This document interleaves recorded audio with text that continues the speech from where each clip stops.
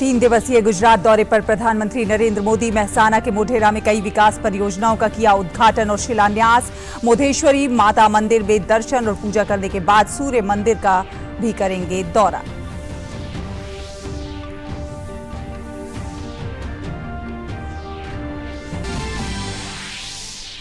राष्ट्रपति द्रौपदी मुर्मू चंडीगढ़ में राष्ट्रपति पंजाब इंजीनियरिंग कॉलेज के 52वें दीक्षांत समारोह और शताब्दी वर्ष के समापन समारोह में हुई शामिल। कहा, छात्रों के उत्कृष्ट विकास में शिक्षक नीति बेहद अहम। राष्ट्रपति ने चंडीगढ़ सचिवालय के नवनिर्मित भवन का किया उद्घाटन।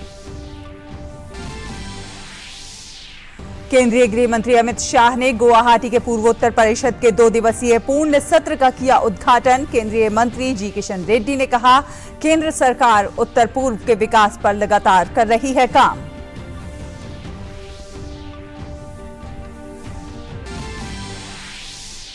देश में प्रत्यक्ष कर संग्रह में भारी उछाल। चालू वित्त वर्ष में 8 अक्टूबर तक पिछले वर्ष इसी अवधि की तुलना में कर संग्रह में 23% से अधिक की हुई बढ़ोतरी।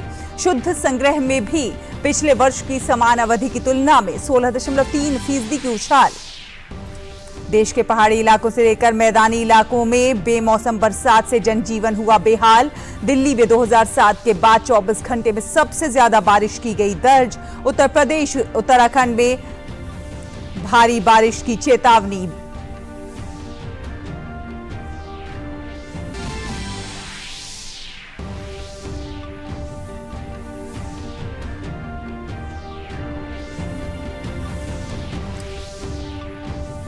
देश के पहाड़ी इलाकों से लेकर मैदानी इलाकों तक में बेमौसम बरसात से जनजीवन हुआ है बेहाल। उत्तर प्रदेश उत्तराखंड में भारी बारिश की चेतावनी। 20 से ज्यादा राज्यों के लिए आईएमडी का येलो अलर्ट। और ईरान में खेल की खबरों में रांची में खेले जा रहे दूसरे एक दिवसीय मैच में भारत के खिलाफ दक्षिण अफ्रीका की स्थिति हुई मजबूत। हैंड्रिक्स और मार्कराम के अर्धशतकों से दक्षिण अफ्रीका एक बड़े स्कोर की ओर।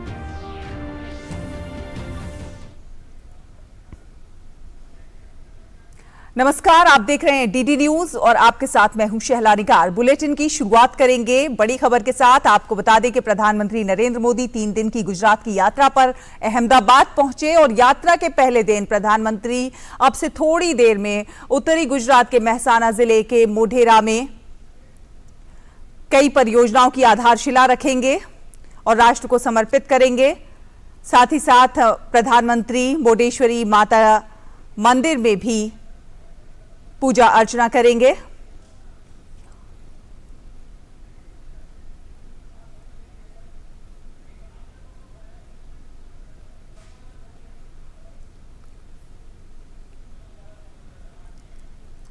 तो प्रधानमंत्री ने कई योजनाओं का उद्घाटन और शिलान्यास किया है।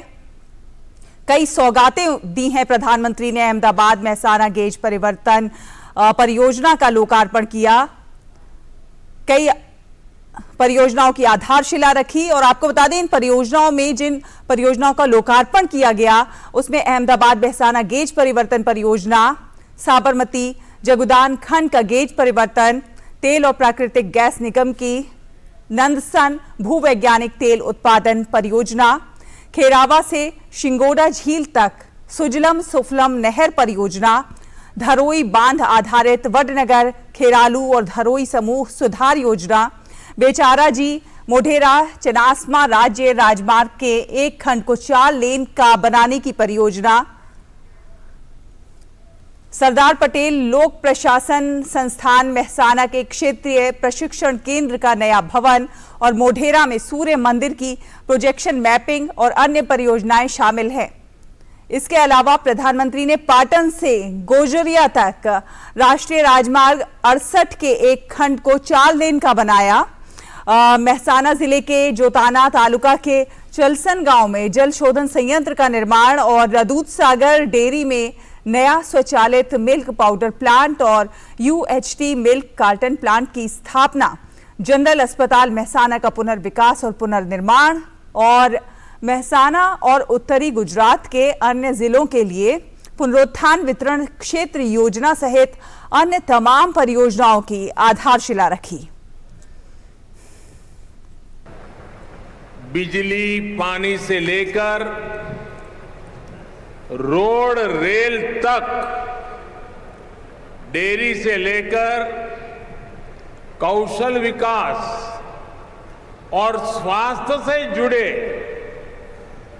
अनेक प्रोजेक्ट्स का आज लोकार्पण और शिलान्यास हुआ है।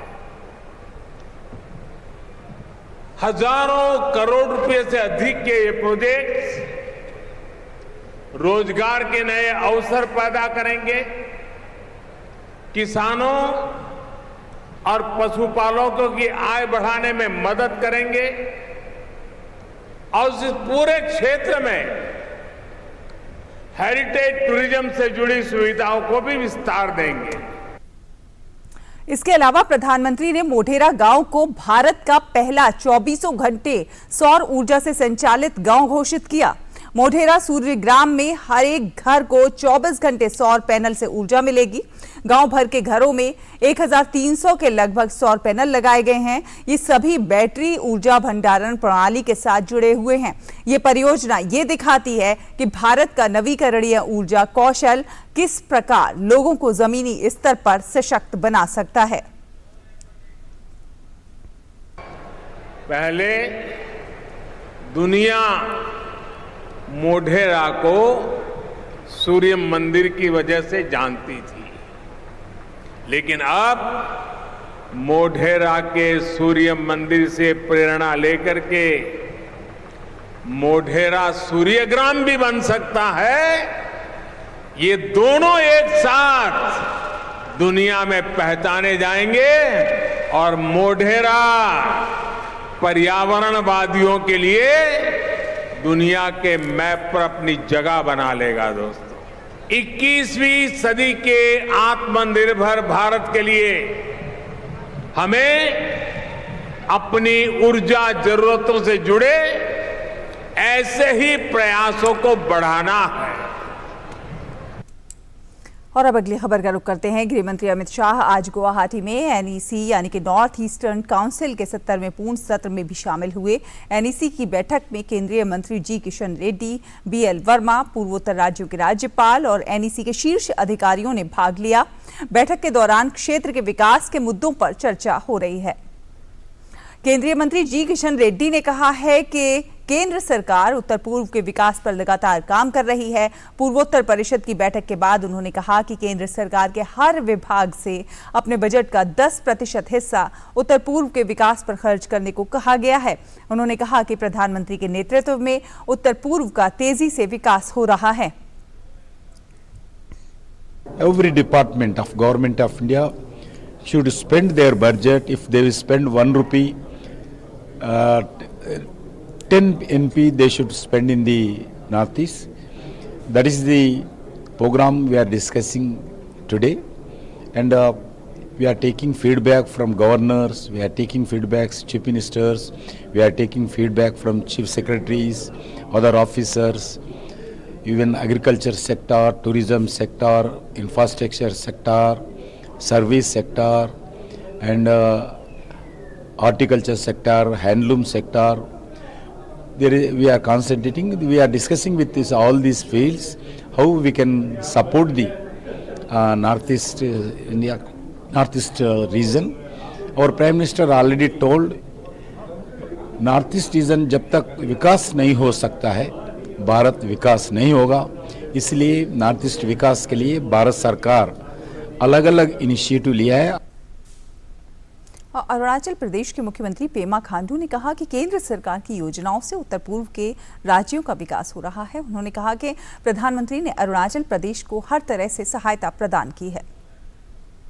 Like in this recent union budget, Madam Finance Minister Nirmala Sitharaman ji के बजट स्पीच में वाइब्रेंट विलेज प्रोग्राम का उन्होंने घोषणा किया है। And one more project has been added to development of north eastern region, PM divine.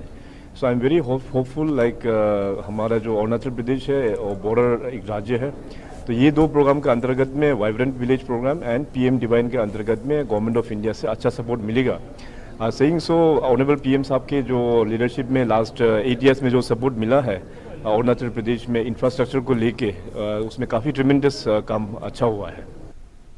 और केंद्रीय गृह मंत्री अमित शाह ने असम के 3 दिवसीय दौरे के आखिरी दिन आज सुबह गुवाहाटी के नीलाचल पहाड़ पर स्थित शक्तिपीठ मां कामाख्या धाम पहुंचकर माता रानी की पूजा अर्चना की। आज सुबह शक्तिपीठ कामाख्या पहुंचे केंद्रीय गृह मंत्री ने मां कामाख्या के श्री चरणों में विशेष पूजा अर्चना कर आशीर्वाद लिया। मंदिर परिसर में गृह मंत्री को देखने के बाद भारत माता की जय और जय श्री राम के जयकारे लगने लगे। कामाख्या मंदिर में अमित शाह के साथ मुख्यमंत्री डॉक्टर हेमंत बिस्वा शर्मा, असम सरकार के मंत्री पीयूष हजारिका के साथ ही अन्य व्यक्ति भी मौजूद थे। यहां रुकेंगे एक छोटे से ब्रेक के लिए, लेकिन ब्रेक के उस पार और बहुत सारी खबरें हैं। जल्द हाजिर होते हैं, आप देखते रहिए डीडी न्यूज। डर अब है किस बात का जब है साथ में नंबर 1 आयशर 551। एक जानदार शानदार 5 स्टार सीरीज ट्रैक्टर जो आपको हमेशा दे शुभ लाभ। ब्रेक के बाद स्वागत है आपका और अब अगली खबर का रुख करेंगे। राष्ट्रपति द्रौपदी मुर्मू ने चंडीगढ़ दौरे के दौरान पंजाब इंजीनियरिंग कॉलेज के 52वें दीक्षांत समारोह और शताब्दी वर्ष के समापन समारोह में भाग लिया। राष्ट्रपति द्रौपदी मुर्मू ने समारोह को संबोधित करते हुए कॉलेज के गौरवशाली इतिहास की प्रशंसा की। राष्ट्रपति ने कहा कि ये कॉलेज अपने 100 वर्षों के गौरवशाली इतिहास में छात्रों को गुणवत्तापूर्ण तकनीकी शिक्षा प्रदान कर रहा है। 100 से अधिक वर्षों के अपने गौरवशाली इतिहास के दौरान ये कॉलेज विद्यार्थियों को गुणवत्ता युक्त तकनीकी शिक्षा के साथ साथ जीवन कौशल के शिक्षा देकर देश की सेवा में अपना योगदान करता रहता है। पीईसी नॉलेज और एक्सीलेंस के एक उत्कृष्ट संसाधन के रूप में माना जाता है। मुझे विश्वास है कि आने वाले समय में चंडीगढ़ शहर उच्च शिक्षा में उत्कृष्टता का केंद्र बनने के साथ साथ टेक्नोलॉजिकल इनोवेशंस का केंद्र भी बनेगा। राष्ट्रपति द्रौपदी मुर्मू ने राष्ट्रीय शिक्षा नीति को छात्रों के उत्कृष्ट विकास में अहम बताया। राष्ट्रपति ने कहा कि राष्ट्रीय शिक्षा नीति 2020 के तहत ये कॉलेज छात्रों के विकास में अपनी अहम महत्वपूर्ण भूमिका निभा रहा है। राष्ट्रीय शिक्षा नीति 2020 में स्पष्ट किया गया है कि एक अच्छी शिक्षण संस्थान वो है जिसमें प्रत्येक विद्यार्थी का स्वागत किया जाता है, देखभाल की जाती है, प्रेरणादायक वातावरण होता है और अच्छे बुनियादी ढांचे और उपयुक्त संसाधनों का व्यवस्था होती है। मुझे ये जानकर प्रसन्नता हुई है कि पीईसी में ये सभी विशेषताएं विद्यमान है। मुझे उम्मीद है कि ये कॉलेज उत्कृष्टता की दिशा में अपना प्रयास निरंतर जारी रखेगी। भाजपा के राष्ट्रीय अध्यक्ष जेपी नड्डा ने हिमाचल प्रदेश के कांगड़ा में पंच परमेश्वर सम्मेलन में हिस्सा लिया। शाहपुर के चंबी में हो रहे पंच परमेश्वर सम्मेलन में राष्ट्रीय उपाध्यक्ष एवं प्रदेश चुनाव प्रभारी सौदान सिंह और कांगड़ा और चंबा के विधायक और मंत्री मौजूद रहे। इस सम्मेलन में 17 हलकों के 1500 पंच परमेश्वरों ने भाग लिया। भाजपा अध्यक्ष जेपी नड्डा ने सम्मेलन को संबोधित करते हुए कहा कि जनता की सेवा करने के लिए मेहनत की जरूरत पड़ती है।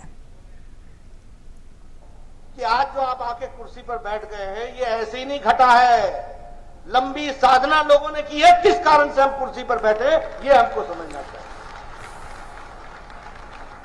जो लोग राजनीति का महत्व तो नहीं समझ पाते ना, उनके साथ सत्ता, और सत्ता का अर्थ है दुर्गा, मां दुर्गा और लक्ष्मी, ये नहीं टिकती। इसको टिकाने के लिए अपने में टिकने की ताकत होनी चाहिए। इसलिए मैं आपसे अपील करने के लिए आया हूं कि मित्रों, बहुत बड़ा आपके द्वारा योगदान होने की बात है और उस योगदान को करने में आप सब लोग सक्षम हैं। उसको आप सबने करना है। और दिल्ली सरकार में मंत्री राजेंद्र पाल गौतम ने आज अपने पद से इस्तीफा दे दिया है। वो हाल ही में देवी देवताओं पर दिए गए बयान से चर्चा में आए थे, जिसके बाद जमकर बवाल भी मचा था।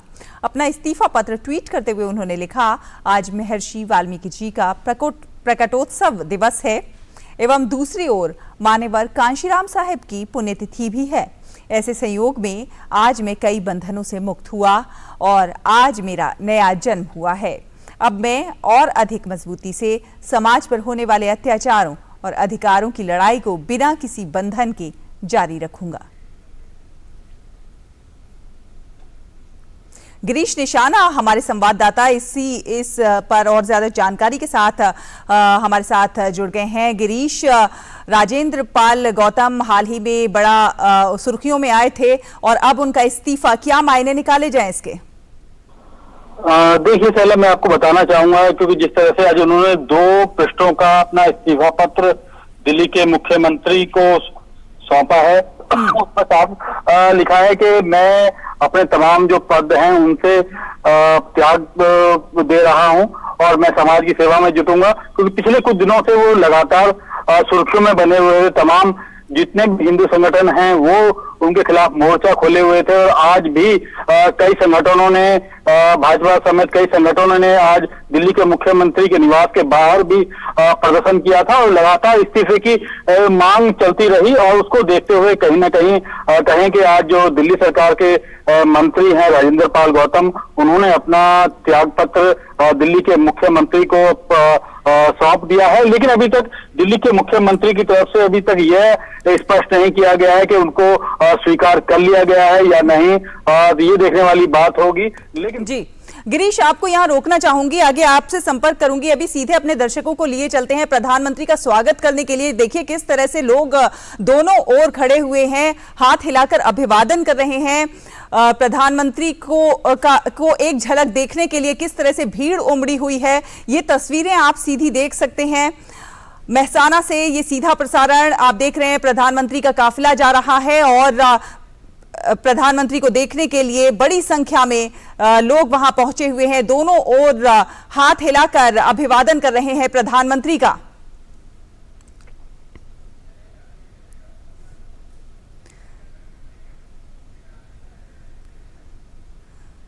तो कई विकास परियोजनाओं की इस मौके पर प्रधानमंत्री ने आधारशिला रखी है, शिलान्यास और उद्घाटन किया। आज मोढेरा, पूरे मेहसाना को कई सौगातें सौंपी हैं प्रधानमंत्री नरेंद्र मोदी ने। और फिलहाल हम आगे भी आपको इन दृश्यों से रूबरू कराएंगे किस तरह से लोग स्वागत कर रहे हैं प्रधानमंत्री नरेंद्र मोदी का। आपको सीधे लिए चलते हैं गिरीश निशाना के पास। गिरीश निशाना, आप बता रहे थे दिल्ली में किस तरह से राजेंद्र पाल गौतम ने इस्तीफा दिया है। अभी बीते दिनों हमने देखा था कि हिंदू देवी देवताओं को लेकर कुछ उन्होंने ऐसा कमेंट किया था जिसके बाद काफी बवाल मचा और बड़ा सुर्खियों में रहे वो। और अब उन्होंने जो इस्तीफा दिया है उसको हम किस दृष्टि से देखें, क्या वो कहीं ना कहीं बैकफुट पर आ गए हैं? जी बिल्कुल, देखिए जिस तरह से लगातार हिंदू संगठनों ने मोर्चा खोला हुआ था, भाजपा ने मोर्चा खोला हुआ था, क्योंकि जिस तरह से लोगों की आस्था पर सवाल उठे हुए थे कि वो ईश्वर को ना माने, देवी देवताओं पर उनके जो बयान आए थे उसको लेकर काफी लोग जो आहत थे और ऐसे में उन्होंने अपना मोर्चा खोला हुआ था।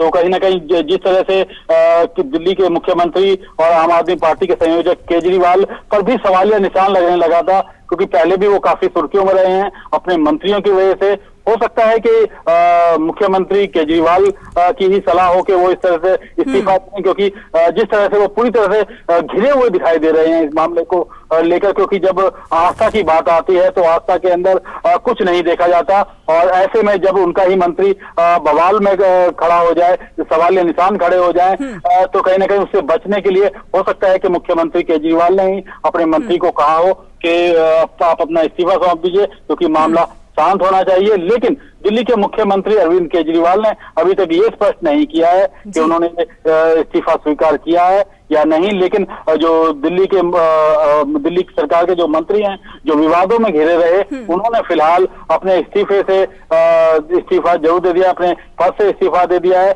उनके पास समाज कल्याण मंत्रालय था दिल्ली सरकार का, इसके अलावा अनुसूचित जाति जनजाति का मामला था। तो कई महत्वपूर्ण पद भी उनके पास थे दिल्ली सरकार के अंदर, लेकिन पिछले कुछ दिनों से वो विवादों में घिरे रहे हैं और ऐसे में उन्होंने अपने पद से आज इस्तीफा दिया।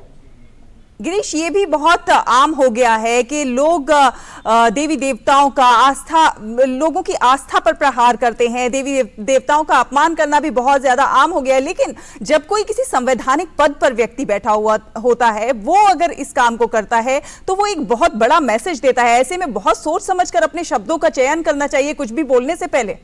जी बिल्कुल, आपने सही कहा, क्योंकि देखिए ये जो राज्यपाल गौतम है वो दिल्ली सरकार के अंदर खुद समाज कल्याण मंत्री है। समाज कल्याण मतलब कि उनके लिए जो पूरा समाज है, पूरा जो दिल्ली है वो समान होनी चाहिए, समाज की वो बात कर रहे हैं। ऐसे में खासतौर पर किसी एक तबके या किसी एक वर्ग को वो कहीं ना कहीं प्रभावित नहीं कर सकते। उनके लिए तमाम लोग बराबर होने चाहिए। लेकिन जिस तरह से वो विवादों में गिर गए, हिंदू देवी देवताओं को लेकर जो विवाद में गिर गए, तो वो अपने आप पर एक बड़ा सवाल खड़ा करके गया है दिल्ली सरकार के ऊपर। गिरीश, वो कह रहे हैं कि मैं अब और अधिक मजबूती से समाज पर होने वाले अत्याचारों और अधिकारों की लड़ाई को बिना किसी बंधन के जारी रखूंगा। इस वक्तव्य का क्या मतलब निकाला जाए? देखिए, उन्होंने कहा है कि मैं अभी फिलहाल इस्तीफा दे रहा हूं अपने पद से, क्योंकि देखिए वो प्रोफेशनल एडवोकेट हैं, वकील हैं, वो वकालत करके वो मामले को देखेंगे, केस लड़ेंगे। लेकिन फिलहाल क्योंकि उनको जिस तरह से पूरी तरह से घिरे हुए दिखाई दे रहे थे, चारों तरफ से हिंदू संगठनों का जो हमला था, उनकी लगातार मांग थी कि उनको तुरंत जो है उनका इस्तीफा होना चाहिए, उनको बर्खास्त किया जाना चाहिए। तो ऐसे में दिल्ली के मुख्यमंत्री बर्खास्त करते, उससे अच्छा है कि उन्होंने खुद ही इस्तीफा दे दिया। जी गिरीश, आपको यहाँ रोकना चाहूंगी। हम सीधे अपने दर्शकों को लिए चलते हैं प्रधानमंत्री के अभी कुछ देर पहले प्रधानमंत्री का काफिला गुजरा, किस तरह से लोगों ने अभिवादन किया, प्रधानमंत्री को हाथ हिलाकर उनको सलाम किया, उनका अभिवादन किया, किस तरह से वेलकम कर रहे हैं लोग। अपने सरों पर पारंपरिक रूप से कलश रखे हुए बहुत सारी महिलाएं हैं। आप देख सकते हैं पारंपरिक परिधान पहनकर, ढोल नगाड़े बजाकर स्वागत करते हुए प्रधानमंत्री का। गुजरात दौरे की ये तस्वीरें हैं मेहसाना से अब से कुछ देर पहले की। ये काफिला अभी जारी है और आप देख सकते हैं कि किस तरह से लोग वेलकम कर रहे हैं। एक उत्साह और उमंग जो मेहसाना के लोगों में नजर आ रही है, वो ये दर्शाती है कि प्रधानमंत्री कितने प्रिय हैं, कितने अजीज हैं लोगों के दिलों में। वो किस तरह से बसते हैं, उसको किस तरह से लोग जाहिर कर रहे हैं, ढोल नगाड़े बजाकर, हाथ हिलाकर, डांस करके। वो अपने आप में दर्शाता है कि प्रधानमंत्री लोगों के दिलों में क्या स्थान रखते हैं। मेहसाना से ये सीधी तस्वीरें देख रहे हैं। प्रधानमंत्री का 3 दिवसीय गुजरात दौरा है और गुजरात दौरे के पहले दिन प्रधानमंत्री ने गुजरात को विकास की कई बड़ी सौगातें दी हैं। प्रधानमंत्री ने मोढेरा में कई बड़ी परियोजनाओं का शिलान्यास और उद्घाटन किया है। सौर ऊर्जा से सुसज्जित एक 24 घंटे सौर ऊर्जा से सुसज्जित एक गांव, उसकी सौगात दी है मोढेरा वासियों को। और मेहसाना से प्रधानमंत्री के स्वागत की ये तस्वीरें अपने आप में बहुत कुछ बयान कर रही हैं।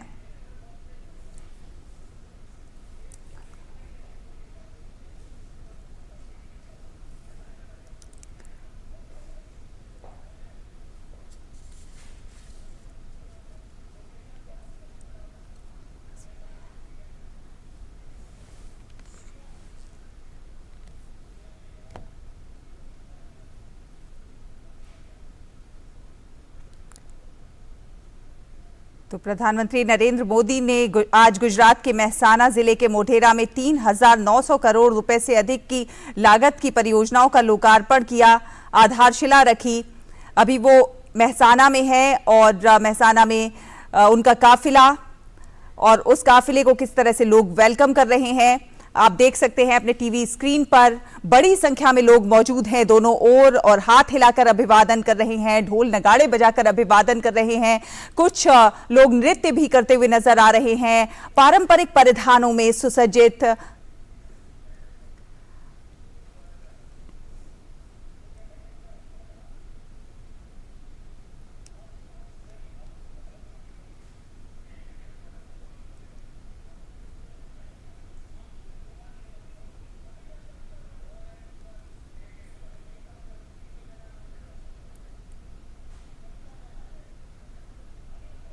और आप देख सकते हैं प्रधानमंत्री नरेंद्र मोदी के मंदिर में प्रवेश करते हुए ये दृश्य।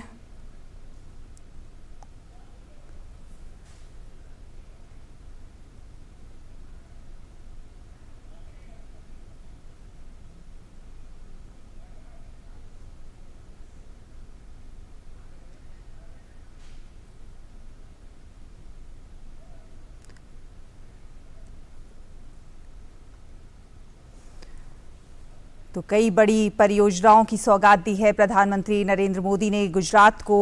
इन परियोजनाओं में जिन परियोजनाओं का लोकार्पण किया गया है उसमें अहमदाबाद मेहसाना गेज परिवर्तन परियोजना, साबरमती जगुदान खंड का गेज परिवर्तन, तेल और प्राकृतिक गैस निगम की नंदसन भूवैज्ञानिक तेल उत्पादन परियोजना, खेरावा से शिंगोड़ा झील तक सुजलम सुफलम नहर परियोजना, धरोई बांध आधारित वडनगर खेरालू और धरोई समूह सुधार योजना, बेचाराजी मोढेरा चनासमा राज्य राजमार्ग के एक खंड को 4 लेन का बनाने की परियोजना, उंजा दसज और ये आप तस्वीरें देख सकते हैं प्रधानमंत्री नरेंद्र मोदी मंदिर में प्रवेश करते हुए, शॉल उड़ाकर उनका अभिवादन करते हुए।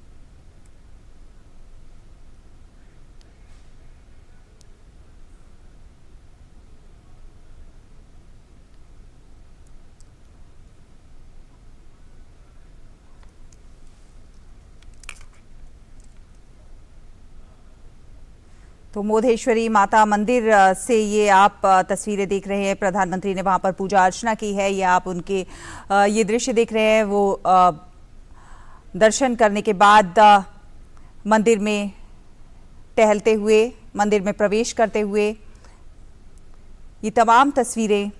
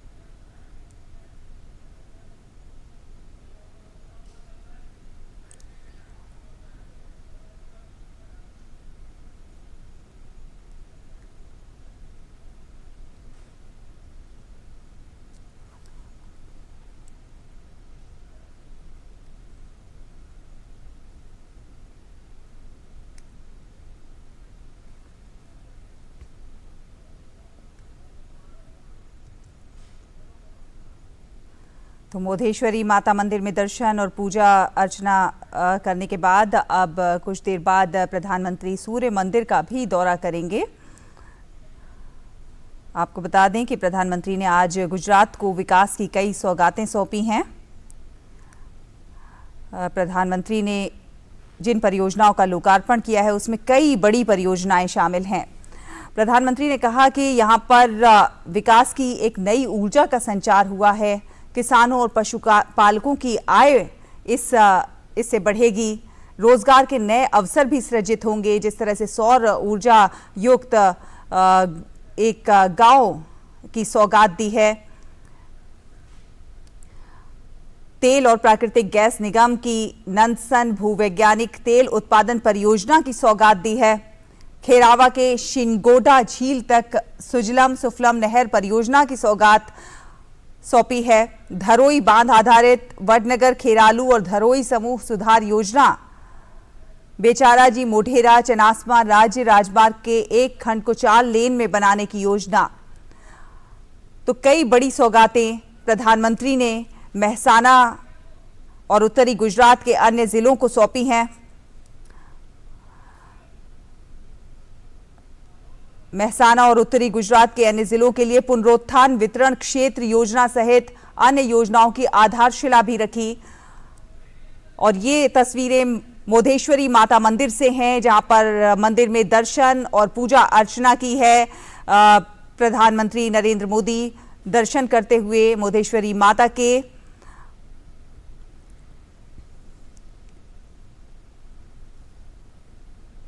तो ये दर्शन की तस्वीरें आप सीधे अपने टीवी स्क्रीन पर देख पा रहे हैं। पीएम मोदी ने मोधेश्वरी माता मंदिर में दर्शन और पूजा अर्चना करते हुए।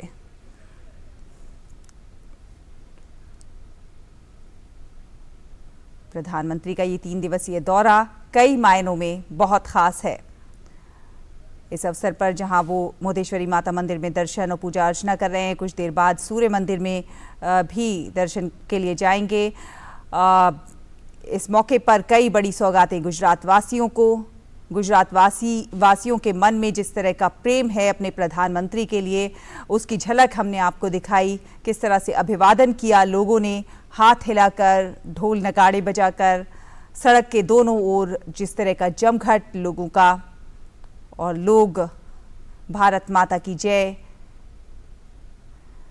के जयकारे लगाते हुए, मोदी मोदी के जयकारे लगाते हुए।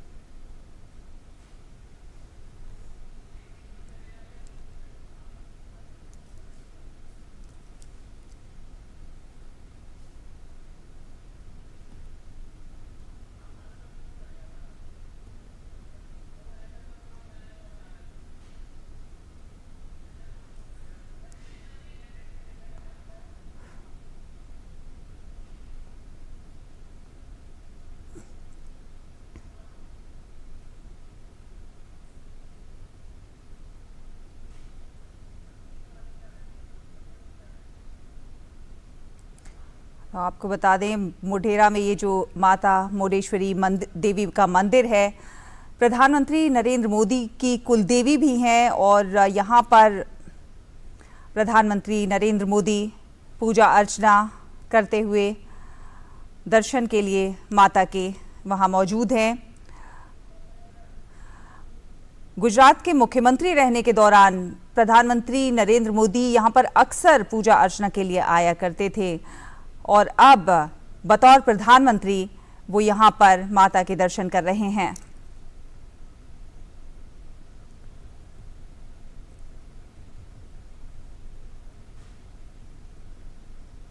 इसके बाद प्रधानमंत्री नरेंद्र मोदी विश्व प्रसिद्ध मोढेरा स्थित सूर्य मंदिर जाएंगे, और जहां पर वो लाइट एंड साउंड शो की शुरुआत करेंगे।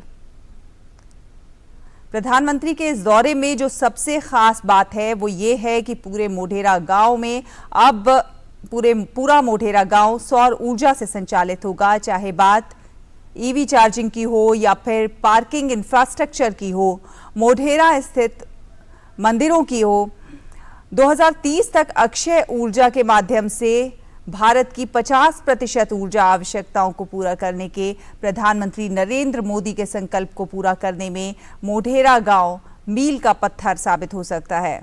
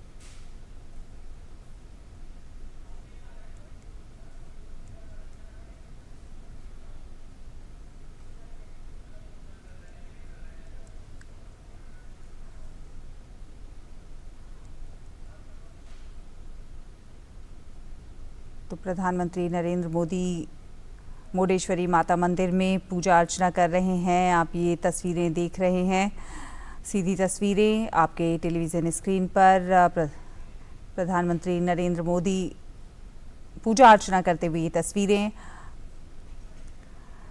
प्रधानमंत्री नरेंद्र मोदी ने आज गुजरात के मेहसाना जिले के मोढेरा गांव को कई सौगातों से नवाजा है। भारत का पहला सौर ऊर्जा से संचालित गांव घोषित किया है। मोढेरा गांव के घरों में 1300 से अधिक सौर पैनल लगाए गए हैं, जिससे गांव वालों के लिए 24 घंटे बिजली पैदा होती है। अब गांव वालों को जीरो कॉस्ट पर सोलर बिजली मुहैया कराई जाएगी। कहीं ना कहीं स्वच्छ ऊर्जा को बढ़ावा देने की दिशा में ये एक बेहद महत्वपूर्ण कदम है। जिस तरह से प्रधानमंत्री नरेंद्र मोदी जलवायु परिवर्तन को लेकर हमेशा चिंतित रहते हैं और उस दिशा में कदम बढ़ाते रहते हैं, उसी दिशा में एक बहुत बड़ा कदम जिस तरह से मोढेरा गांव भारत का पहला सौर ऊर्जा से संचालित गांव घोषित हुआ है। स्वच्छ ऊर्जा को बढ़ावा देने की दिशा में एक बेहद महत्वपूर्ण कदम, मील का पत्थर कहा जा सकता है। भारत में अक्षय ऊर्जा के उपयोग को बढ़ाने के लिए गुजरात में कई कल्याणकारी परियोजनाओं के कार्यान्वयन को भी सुनिश्चित किया गया है। वहीं मोढेरा सूर्य मंदिर में पर्यटकों को आकर्षित करने के लिए लाइट एंड साउंड शो भी शुरू कराया जाएगा। इसकी शुरुआत प्रधानमंत्री करेंगे। मोढेरा में लाइट एंड साउंड शो का लोकार्पण भी करेंगे।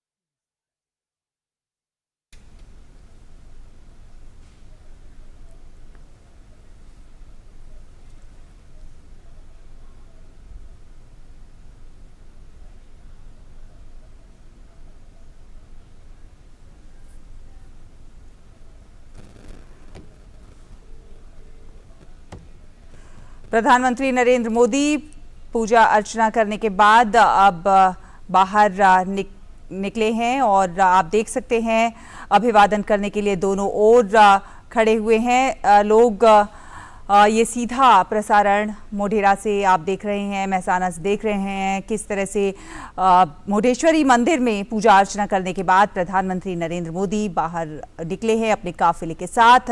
लोग उनका अभिवादन करने के लिए सड़क के दोनों ओर किस तरह से खड़े हुए हैं और हाथ हिलाकर प्रधानमंत्री का, अपने प्रिय प्रधानमंत्री का अभिवादन करते हुए अपने प्रधानमंत्री की एक झलक पाने के लिए उत्सुक ये लोग।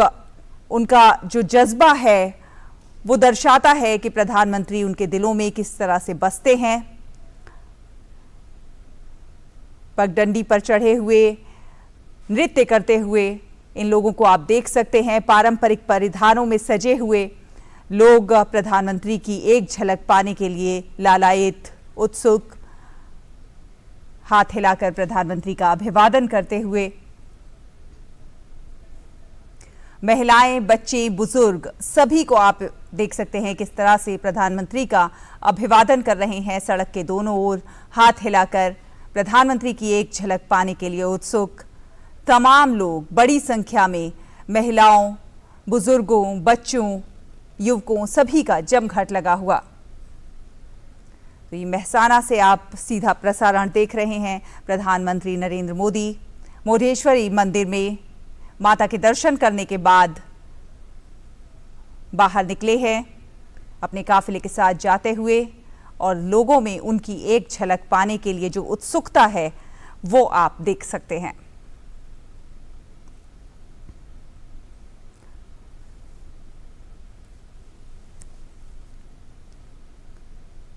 ये तस्वीरें अपने आप में बहुत कुछ बयान कर रही हैं।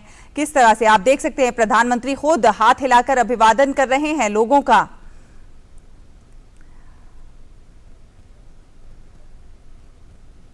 सड़क के दोनों ओर मौजूद लोगों का प्रधानमंत्री नरेंद्र मोदी हाथ हिलाकर अभिवादन करते हुए, लोगों के स्वागत को स्वीकार करते हुए।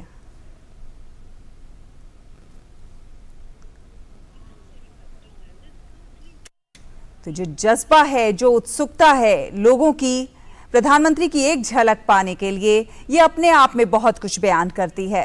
ये दर्शाती है कि प्रधानमंत्री कितने हर दिल अजीज हैं, लोगों के दिलों में बसते हैं।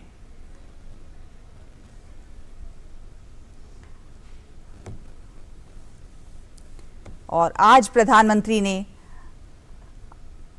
कई बड़ी सौगातों से नवाजा है मेहसाना के लोगों को, मोढेरा के लोगों को। इसके बाद प्रधानमंत्री सूर्य मंदिर जाएंगे और सौर ऊर्जा से चलने वाला 3D प्रोजेक्शन पीएम मोदी लोगों को समर्पित करेंगे। खास बात यह भी है कि इससे पर्यटकों को मोढेरा के इतिहास के बारे में जानने में मदद मिलेगी।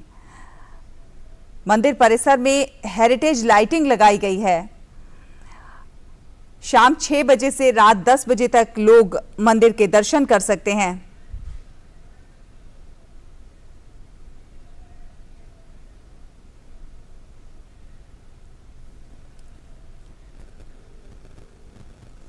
तो प्रधानमंत्री नरेंद्र मोदी ने मुंडेश्वरी माता मंदिर में दर्शन और पूजा अर्चना।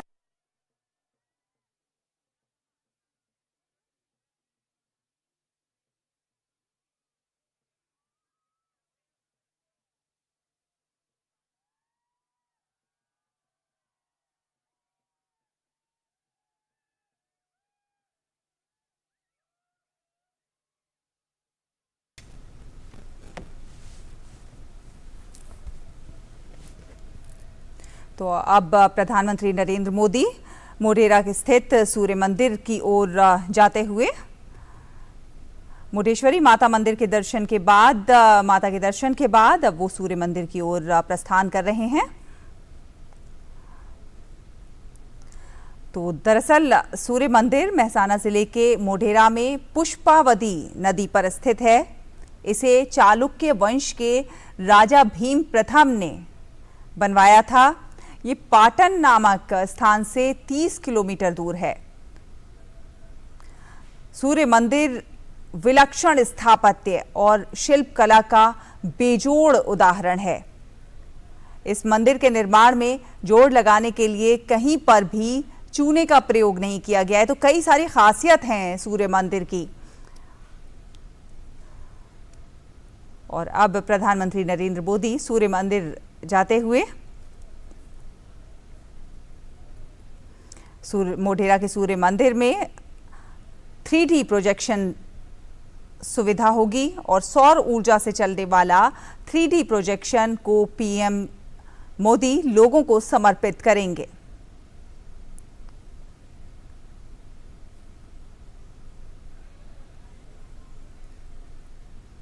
खास बात यह है कि सूर्य मंदिर में ये जो 3D प्रोजेक्शन सुविधा स्थापित की जाएगी, प्रधानमंत्री नरेंद्र मोदी लोगों को समर्पित करेंगे, गुजरात की जनता को समर्पित करेंगे। गुजरात इससे पर्यटकों को खास तौर पर मोढेरा का जो इतिहास है उसे आसानी से जानने में मदद मिलेगी।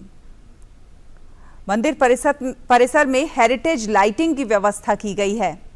लोग यहां पर दर्शन के लिए आ सकते हैं और शाम 6 बजे से लेकर रात 10 बजे तक लोग मंदिर के दर्शन कर सकते हैं। हेरिटेज लाइटिंग के जरिए जो इतिहास है मंदिर का उसे बखूबी समझाया जा सकेगा। आप देख रहे हैं कि किस तरह से लोग प्रधानमंत्री का स्वागत कर रहे हैं। प्रधानमंत्री खुद हाथ हिलाकर लोगों के अभिवादन को स्वीकार कर रहे हैं।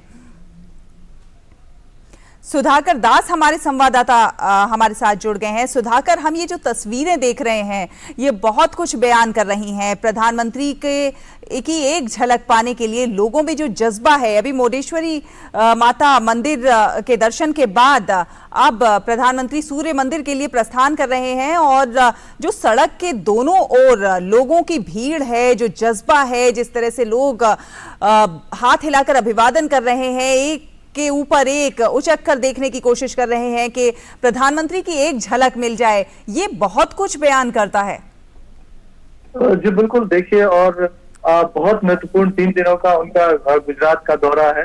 और आप देखिए, हाल ही में प्रधानमंत्री मोदी ने जो 21 साल सुशासन की एक तरह से कह सकते हैं आप, गवर्नेंस के, जब वो सार्वजनिक जीवन में आए थे, वो उन्होंने पूरा किया है 7 अक्टूबर को। और उसके बाद वो गुजरात का उनका दौरा हो रहा है। और गुजरात को जिस तरह से उन्होंने सजाया सवारा जब वो मुख्यमंत्री थे, उस दौरान खास तौर से जिस ऊंचाई पर गुजरात को उन्होंने पहुंचाया, और लगातार पीएम प्रधानमंत्री बनने के बाद भी वो जिस तरह से लगातार सक्रिय पूरे देश के साथ साथ गुजरात को आगे बढ़ाने में, उसकी झलक एक तरह से यहाँ पर इन तस्वीरों में दिखाई दे रही है।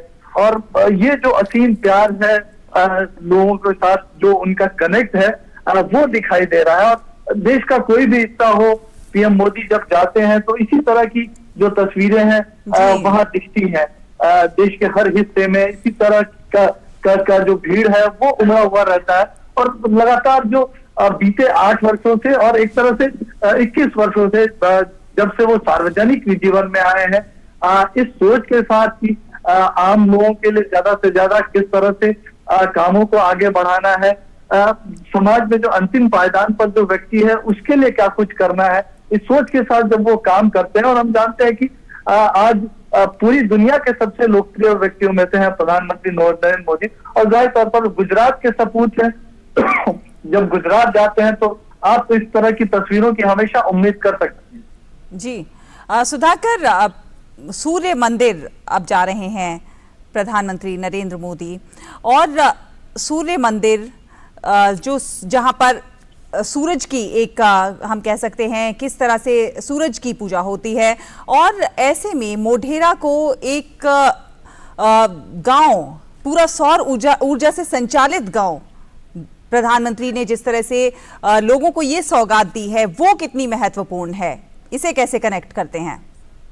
बिल्कुल, देखिए, भारत का पहला 24 घंटे सौर ऊर्जा से संचालित होने वाला वो गांव घोषित हो रहा है। और इसके साथ साथ ही करीब 4000 करोड़ रुपए की लागत की परियोजनाएं भी।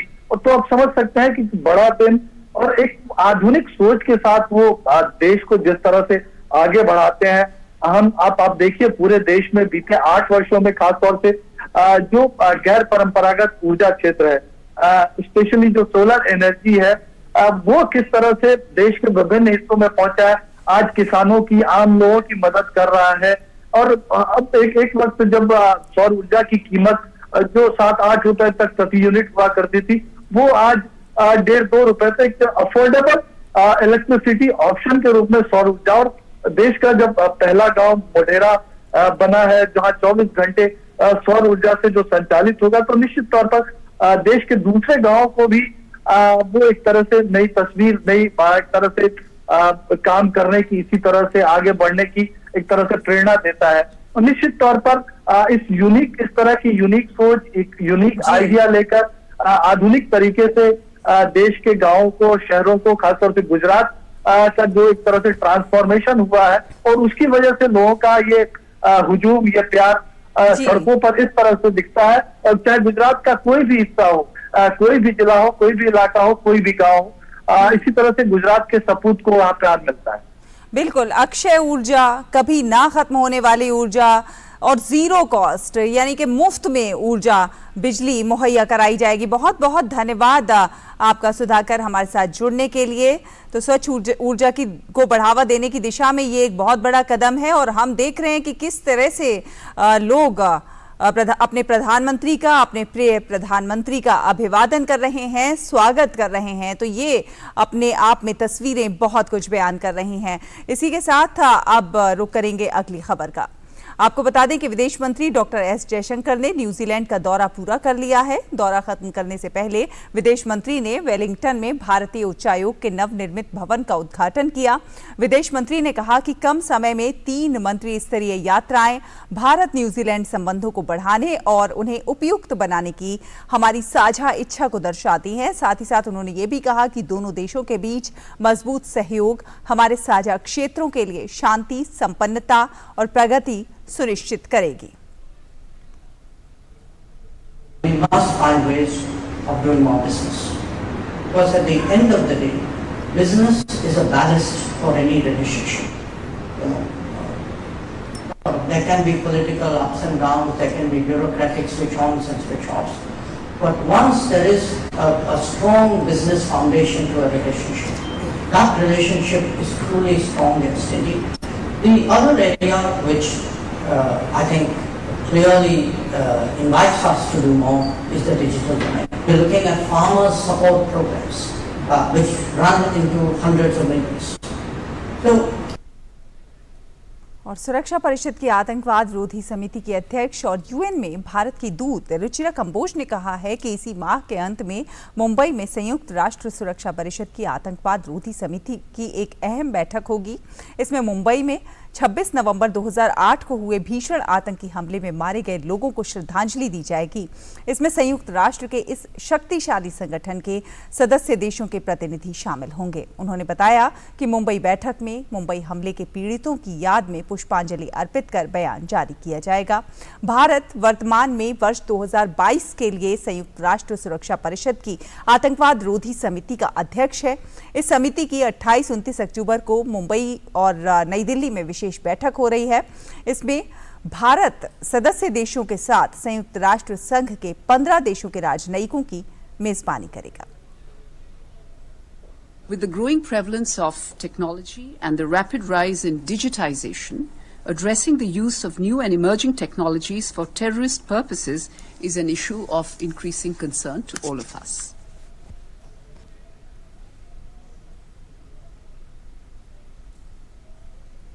और ये आप देख रहे हैं तस्वीरें, सूर्य मंदिर पहुंच गए हैं प्रधानमंत्री नरेंद्र मोदी।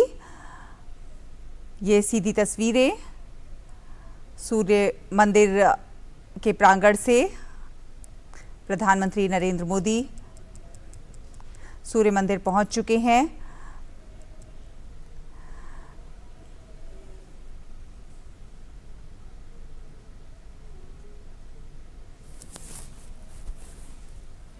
यशस्वी प्रधानमंत्री श्री पधारे हैं, तब हम उनका स्वागत करने के लिए अति उत्सुक हैं।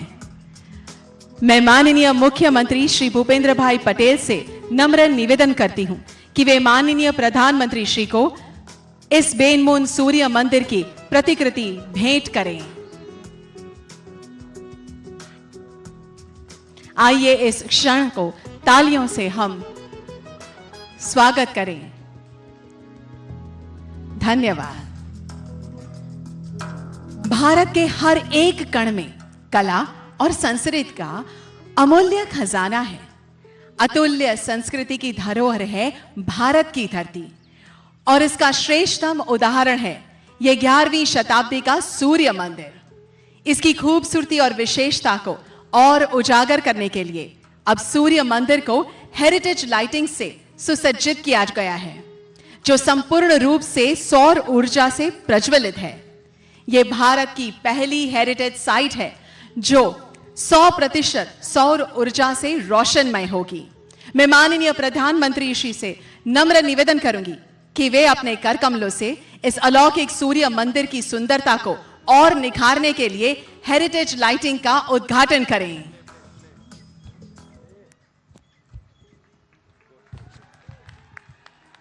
Beautiful, magnificent and lovely.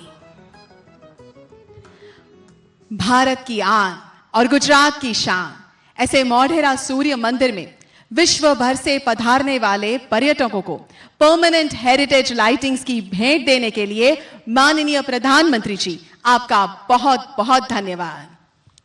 सूर्य नगरी मोढेरा विश्व फलक पर सदियों से नामांकित है और सुनहरे अक्षरों में जिसकी यशोगाथा लिखी गई है, वो आज संपूर्ण तरीके से सौर ऊर्जित नगरी बन गई है। हमारे दीर्घदृष्टा प्रधानमंत्री श्री का विजन था solarisation of Modhera sun temple and town.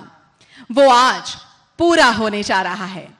Modhera के सभी घरों में सोलार रूफटॉप को स्थापित किया गया है और इस वजह से सभी घरों में बिजली की आपूर्ति होती है और इससे 60 से 100% बिजली बिल में बचत है। आइए इसके बारे में अधिक जानते हैं एक एवी फिल्म के माध्यम से।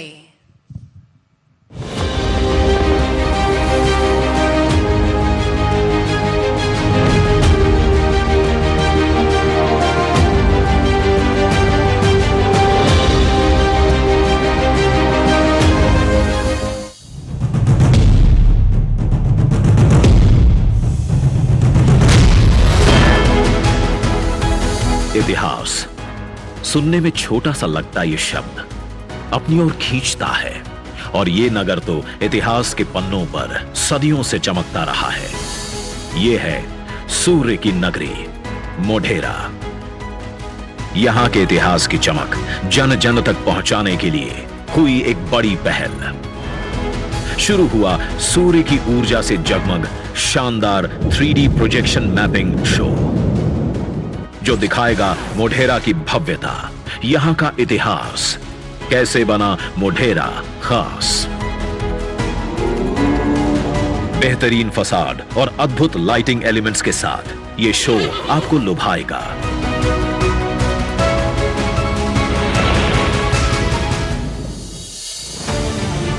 और यहां आने वाले पर्यटकों को parking, e vehicle charging point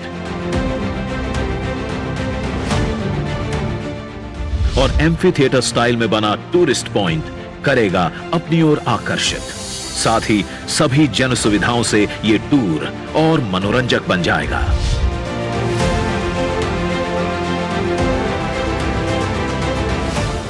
यहां मिलेगी आपको एक उपहार केंद्र की सुविधा ताकि आप यहां आएं तो एक स्मृति चिन्ह साथ ले जाएं और सूर्य की नगरी आपके मन से और आप इस सूर्य नगरी से दूर न रह पाएं।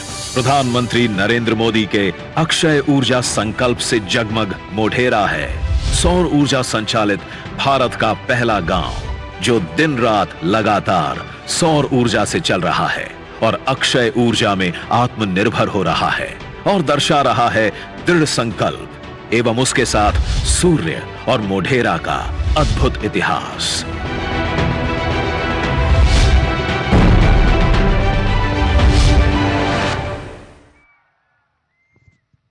धन्यवाद।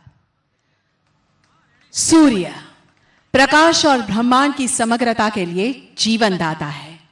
सूर्य की लालिमा से सृष्टि सजीवन है। सूर्य समग्र जीवों के लिए पूजनीय है, वंदनीय है और इसीलिए आदित्य हृदय स्त्रोत का निर्माण किया गया है। सूर्य पूजा के लिए मन की शांति, आत्मविश्वास और समृद्धि देता है यह स्तोत्र। यह स्रोत जीवन की हर एक बाधा, तनाव को मुक्त करने की अद्भुत शक्ति रखता है। आइए आदित्य हृदय स्रोत की महत्ता को दर्शाता भारत की एकता और अखंडता का प्रतीक रूप देश के विविध नृत्य कलाओं को एक धागे में पिरोता सांस्कृतिक कार्यक्रम निहारते हैं।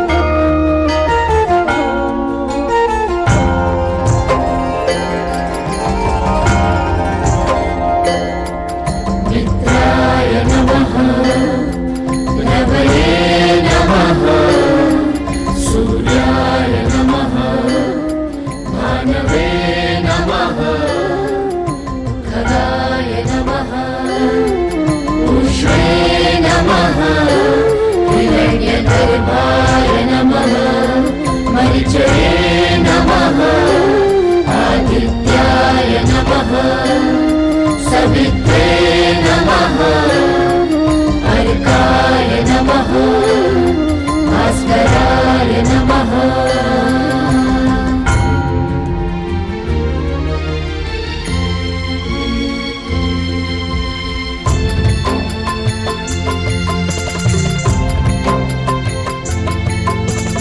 आदिदेव नमस्तुभ्यं प्रसीद मम भास्कर।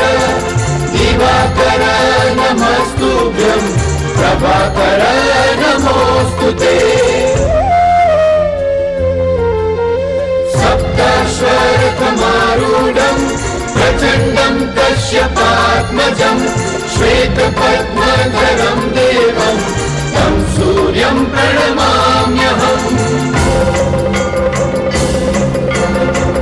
सूर्यं प्रणमाम्यहम्।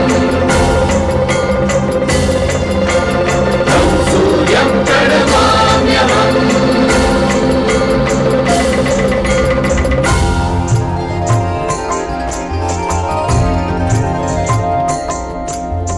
ततो युद्ध परिश्रान्तं समरे चिन्तया स्थितं रावणं चाग्रतो दृष्ट्वा युद्धाय समुपस्थितम्। दैवतैश्च समागम्य द्रष्टुम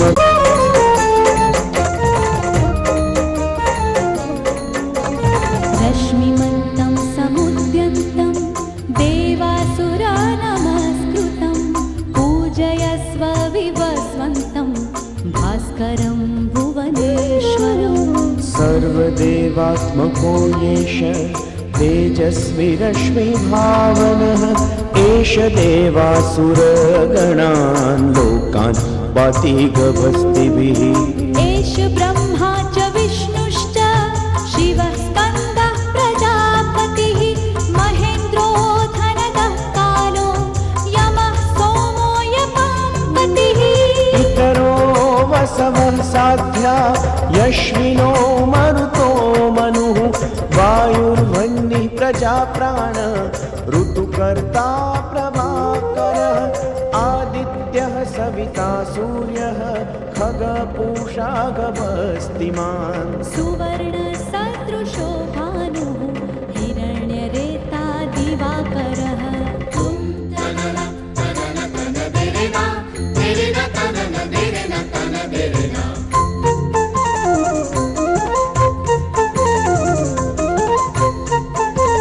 हरिदश्वः सहस्राचिः सप्तसप्तिर्मरीचिमान् तिमिरोन्मथनः शम्भुः त्वष्टामार्तण्ड अंशुमान्।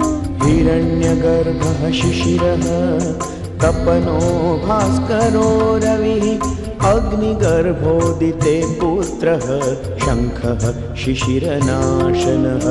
व्योमनाथस्तमो भेदी ऋग्यजुस्सामपारगः घनवृष्टिरपां मित्रः विन्ध्यवीथिप्लवङ्गमः। आतपी मण्डली मृत्युः पिङ्गलः सर्वतापनः कविर्विश्वो महातेजः रक्तः सर्वभवोद्भवः नक्षत्रग्रहताराणाम् अधिपो विश्वभावनः। तेजसामापि तेजस्वी द्वादशात्मन्नमोऽस्तु ते।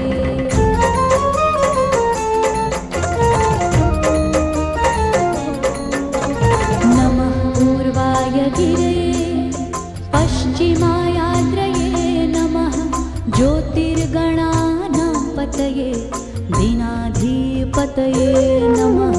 जयाय जयभद्राय हर्यश्वाय नमो नमः। नमो नमः सहस्रांशो आदित्याय नमो नमः।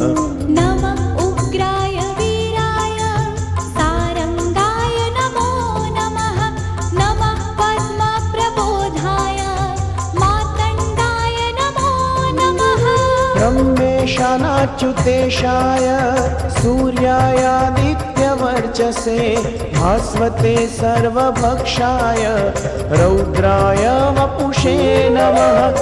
तमोघ्नाय हिमघ्नाय शत्रुघ्नायामितात्मने कृतघ्नघ्नाय देवाय ज्योतिषां पतये नमः।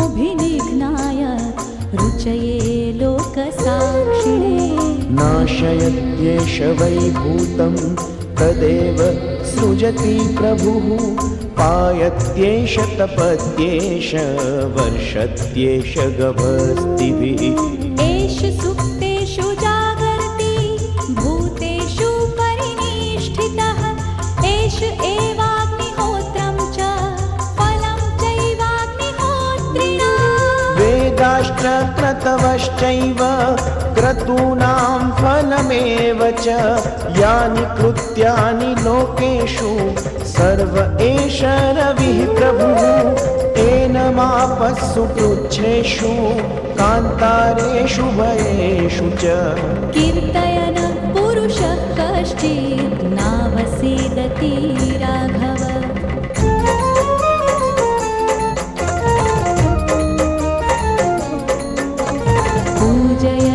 पूजयस्वैनमेकाग्रः देवदेवं जगत्पतिम् एतत् त्रिगुणितं जप्त्वा युद्धेषु विजयिष्यसि अस्मिन् क्षणे महाबाहो रावणं त्वं वधिष्यसि एवमुक्त्वा तदागत्यो जगाम च यथागतम् एतत् श्रुत्वा महातेजः नष्टशोको भवत्तदा धारयामास सुप्रीतः राघवः प्रयतात्मवान् आदित्यं प्रेक्ष्य जप्त्वा तु परं हर्षमवाप्तवान् त्रिराचम्य शुचिर्भूत्वा धनुरादाय वीर्यवान् रावणं प्रेक्ष्य रुष्टात्मा युद्धाय समुपागमत् सर्वयत्नेन महता वधे तस्य द्रुतो भवान्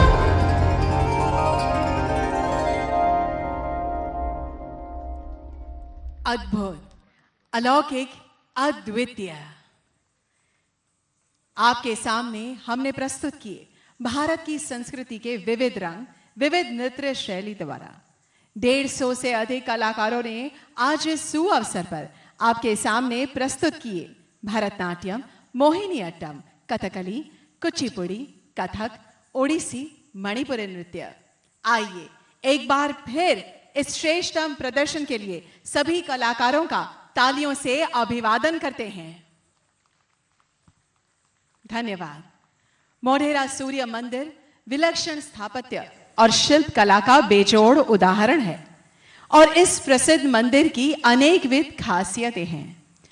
भारतीय वास्तुकला एवं शिल्प स्थापत्य का अद्भुत समन्वय मोढेरा सूर्य मंदिर गुजरात के प्रमुख पर्यटक के साथ ही गुजरात की प्राचीन गौरव गाथा का भी प्रमाण देता है। इस अद्वितीय कृति को अधिक निखारने के लिए हम टूरिज्म कॉर्पोरेशन गुजरात लिमिटेड एवं आर्कियोलॉजिकल सर्वे ऑफ इंडिया का धन्यवाद करते हैं। माननीय प्रधानमंत्री जी की विशेष उपस्थिति में सूर्य मंदिर मोढेरा में आज से 3D प्रोजेक्शन मैपिंग का शुभारंभ होने जा रहा है, जिस वजह से दुनिया भर से इस मंदिर से पधारने वाले पर्यटकों को इसके दिव्य इतिहास के बारे में जानने का सुअवसर प्राप्त होगा। मैं माननीय प्रधानमंत्री जी से नम्र विनती करती हूं कि आप अपने कर कमलों से रिमोट द्वारा 3D मैपिंग प्रोजेक्शन का भव्य शुभारंभ करें।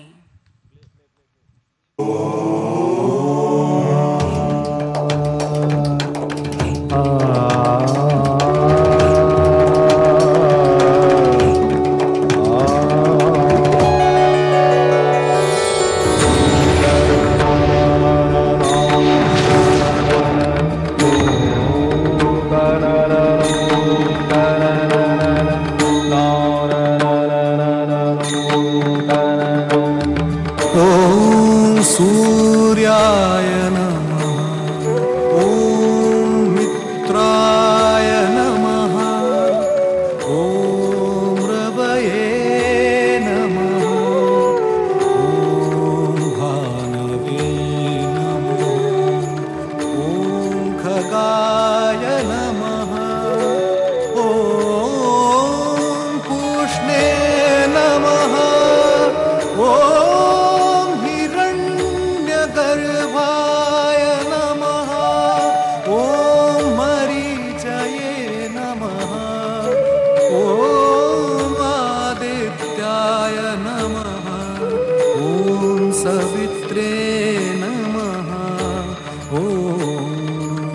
अर्काय नमः।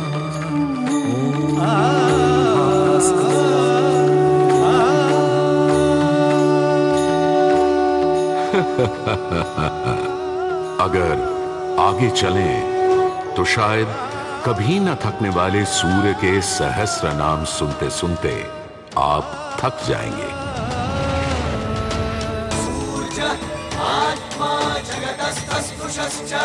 हमारी सभ्यता के सबसे पुराने और आधारभूत ग्रंथ ऋग्वेद के पहले मंडल में ही सूर्य का बखान करती हैं ऋचाएं, और सूर्य से मिली अग्नि से ही शुरू होती है ऋग्वेद की पहली ऋचा अग्नि, जो सूर्य के प्रकाश और ऊष्मा में थी।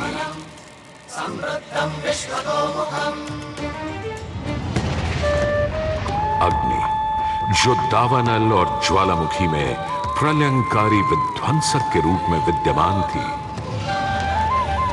अग्नि जो चौखट पर पहरेदार तथा चूल्हे में एक मित्र के रूप में भी मौजूद थी।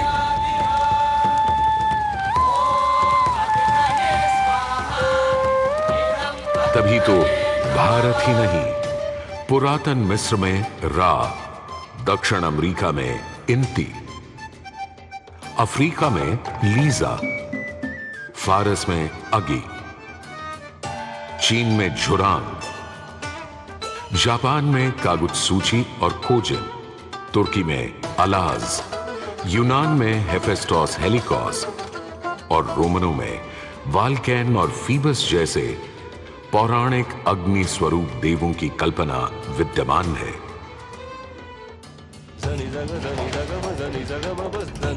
भारत में मान्यता है सूर्य ऋषि कश्यप और अदिति का पुत्र है। कहते हैं जब सूर्य की शादी विश्वकर्मा की पुत्री संजना से हुई तो संजना उसकी चमक से इतनी परेशान हो गई कि पिता विश्वकर्मा को छाया का निर्माण करना पड़ा, और तभी से चल रहा है सूरज की रोशनी के साथ धूप छांव का खेल। उन्होंने सूर्य के कुछ टुकड़े काटकर उसी से गढ़ दिए थे भगवान विष्णु का चक्र, शिव का त्रिशूल, कुबेर की गदा और कार्तिकेय का भाला। किंतु इतना होने के बाद भी सूर्य बिना रुके अपने 7 श्वेत अश्वों के रथ पर आरूढ़ आकाश की परिक्रमा करता ही रहता है, करता ही रहता है। असल में हमारे मानव बनते और 2 पैरों पर खड़े होते ही हम समझ गए थे सूर्य का प्रचंड प्रताप और प्रकाश, उसकी जीवनदायिनी शक्ति हर पल बदलते संसार में, हर रात घटते बढ़ते चांद वाले आकाश में केवल एक सूर्य ही है जो हर रोज सही समय पर उदय होकर हमारी दुनिया को जगमग, जागृत और जीवित कर देता है और हमें एक अवश्यंभावी स्थायित्व का आभास देता है।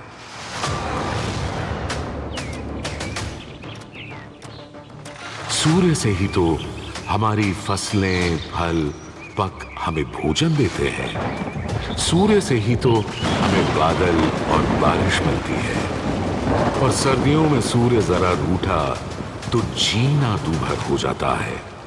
पेड़ों के पत्ते झड़ जाते हैं, वन्य जीवन गुप्त होकर लुप्त हो जाता है और पूरी दुनिया बेरंग सफेद हो जाती है।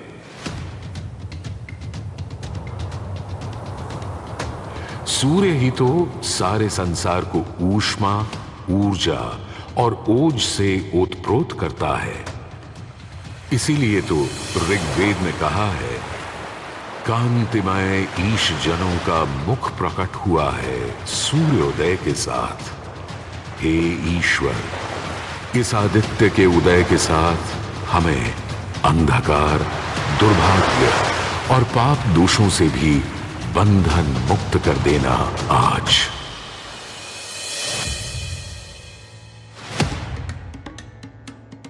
और अगर ग्रहण के समय सूर्य कुछ क्षणों को लुप्त हो जाए तो सारे संसार में हाहाकार मच जाता है।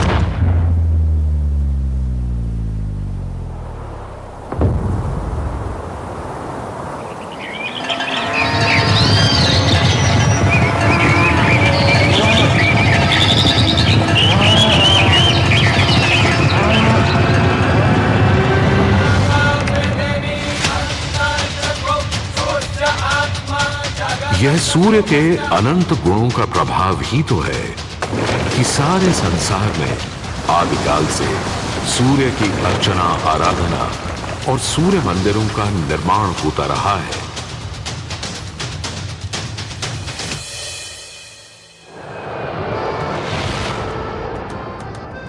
दक्षिण अमेरिका के इंका काल के सूर्य उपासना स्तूप, मिस्र के रामसेस मंदिर परिसर में स्थित सूर्य मंदिर, रोम और यूनान, चीन और जापान, मेसोपोटामिया और ईरान के सूर्य मंदिर और भी दुनिया भर में न जाने कितनी सभ्यताओं ने अपनी अपनी तरह की सूर्य उपासना और मंदिर परिसर देखे हैं।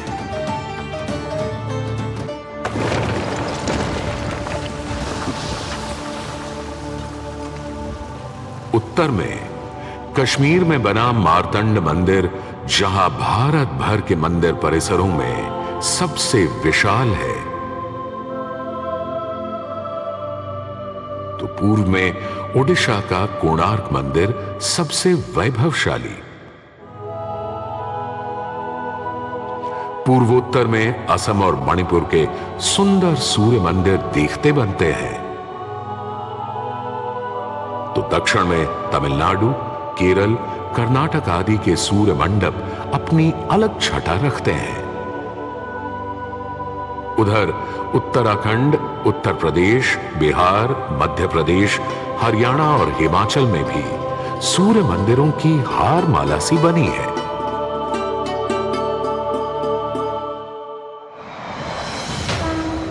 किंतु यदि मैं कहूं कि देश के पश्चिम में अपने गर्वी गुजरात में, अपने इस मोढेरा में सदियों से स्थित आपके सामने खड़ा यह सूर्य मंदिर संसार का सबसे विलक्षण, विचित्र, वैविध्यपूर्ण, सुंदर, सुरूप, सुघड़ और सुघर मंदिर है, यह अतिशयोक्ति नहीं होगी।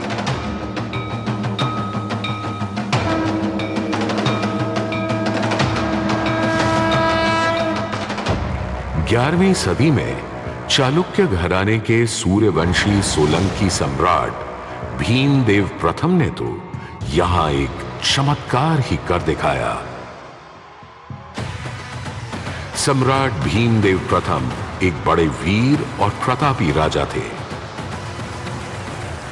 एक तरफ उन्होंने सोमनाथ का मंदिर तोड़ने वाले महमूद गजनवी से टक्कर ली और उसके तोड़े सोमनाथ को दोबारा से खड़ा किया, तो वहीं पूरे गुजरात में तमाम नए किले, मंदिर, तालाब और वाव बनवाए। उनके अद्भुत शिल्प प्रेम के आज तक साक्षी हैं सिद्धपुर का रुद्रमहालय,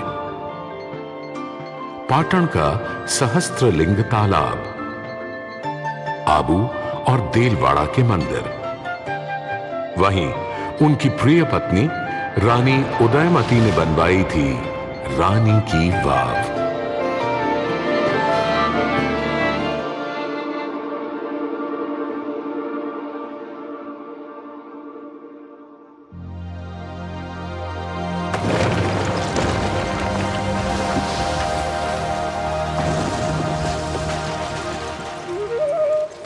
किंतु इन सारे स्थापत्य और शिल्प के नमूनों से कहीं ऊपर था राजा भीमदेव का पुष्पावती नदी के किनारे सन 1026-27 में करवाया इस सूर्य मंदिर का निर्माण।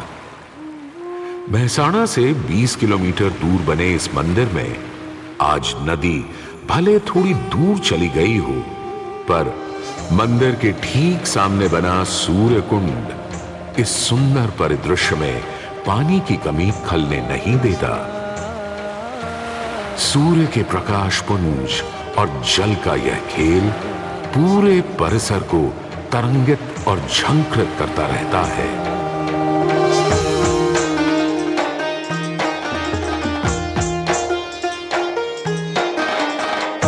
मंदिर के ठीक सामने बने विशाल कुंड में 108 छोटे बड़े मंदिर और उनमें रखी विविध देवी देवताओं की मूर्तियां इस मंदिर को एक अलग खास चरित्र दे देती हैं।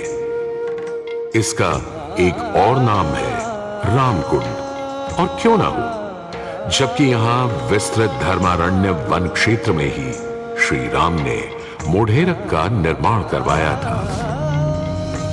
इस कुंड के पानी में मंदिर इस तरह प्रतिबिंबित होता है कि लगता है मानो अग्नि और जल घुल मिलकर कोई खेल खेल रहे हों।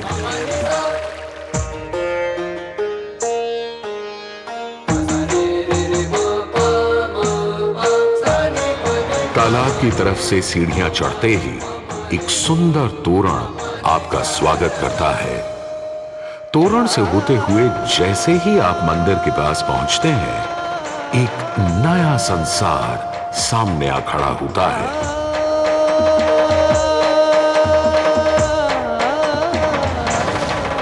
मंदिर के सभा मंडप के सोपान पर बने 12 खंबे साल के 12 मास दिखाते हैं, तो 12 आदित्य और 12 गौरी भी यहां पत्थर पर उकेरी गई हैं। सूर्य देव को समर्पित इस मंदिर में शिव, विष्णु और ब्रह्मा भी विद्यमान है, और इस मंडप के हर कोने में खड़े हैं 10 लोकपाल, यानी इंद्र, वायु, अग्नि और कुबेर जैसे देव। आज भी हजारों तीर्थयात्री यहां उत्तरार्ध महोत्सव मनाने और सूर्य को प्रणाम करने आते हैं। इस हेरिटेज साइट पर हजारों देशी विदेशी सैलानी भारत के इस विलक्षण सूर्य मंदिर को देखने, समझने, इसकी वैज्ञानिक पहेलियों को बूझने चले आते हैं। संसार और विशेषकर भारत में बने अधिकतर सूर्य मंदिरों की तरह मोढेरा के मंदिर को बहुत वैज्ञानिक सोच समझ से बनाया गया है। पूर्व पश्चिम धुरी पर पूर्वोन्मुखी यह मंदिर इस तरह रचा गया है कि विषुव पर्व के दिन, यानी उस दिन जब दिन और रात ठीक बराबर होते हैं, सूर्य की पहली किरण सीधे गर्भगृह में स्थापित सूर्य प्रतिमा पर ही गिरती थी।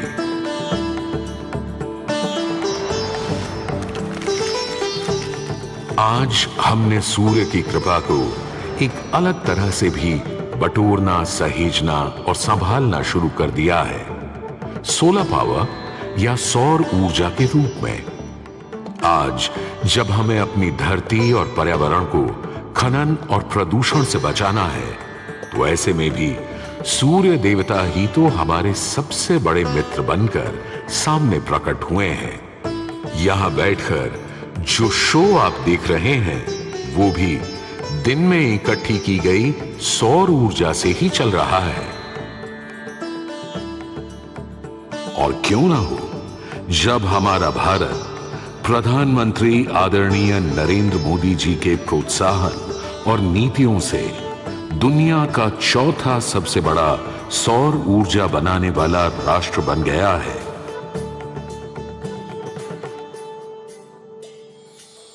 गुजरात देश का पहला राज्य है जिसने सौर ऊर्जा को ध्यान में रखते हुए नीतियां बनाई निर्णय लिए। हमने नहरों तक पर सोलर पैनल लगा दिए और जिसकी चर्चा विदेशों में तक में हुई। आज भारत रिन्यूएबल एनर्जी के उत्पादन के मामले में दुनिया की चौथी बड़ी ताकत है, दुनिया की।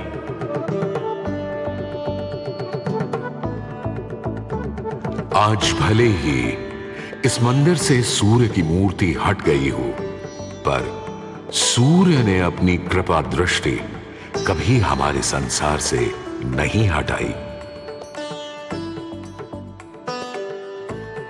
हम तो बस मोढेरा के सूर्य मंदिर में फिर आए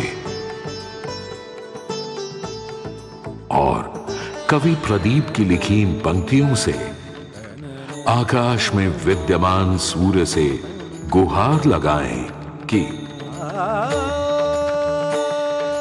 जगत भर की जिंदगी के लिए, करोड़ों की रोशनी के लिए सूरज रे जलते रहना, सूरज रे जलते रहना।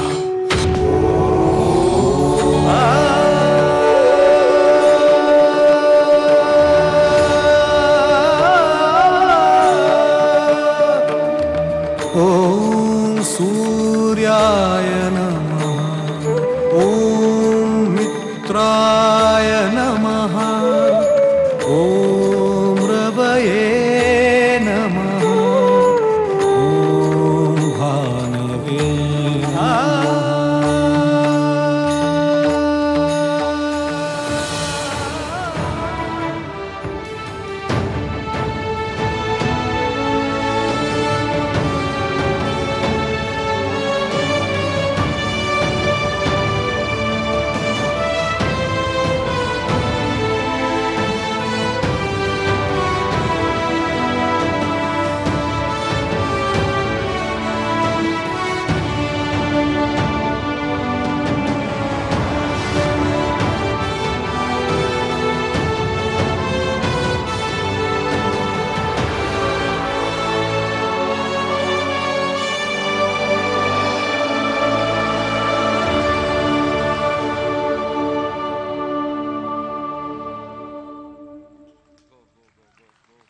उत्तम, सर्वोत्तम, श्रेष्ठतम।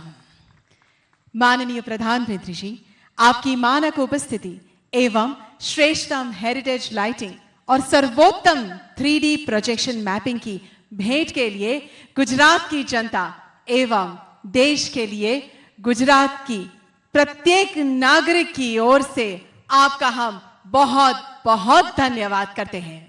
आपके मोढेरा की सूर्य नगरी के निवासियों की ओर से कोटि कोटि वंदन है और फिर से इस धन्य धरा पर पधारने का सादर निमंत्रण है।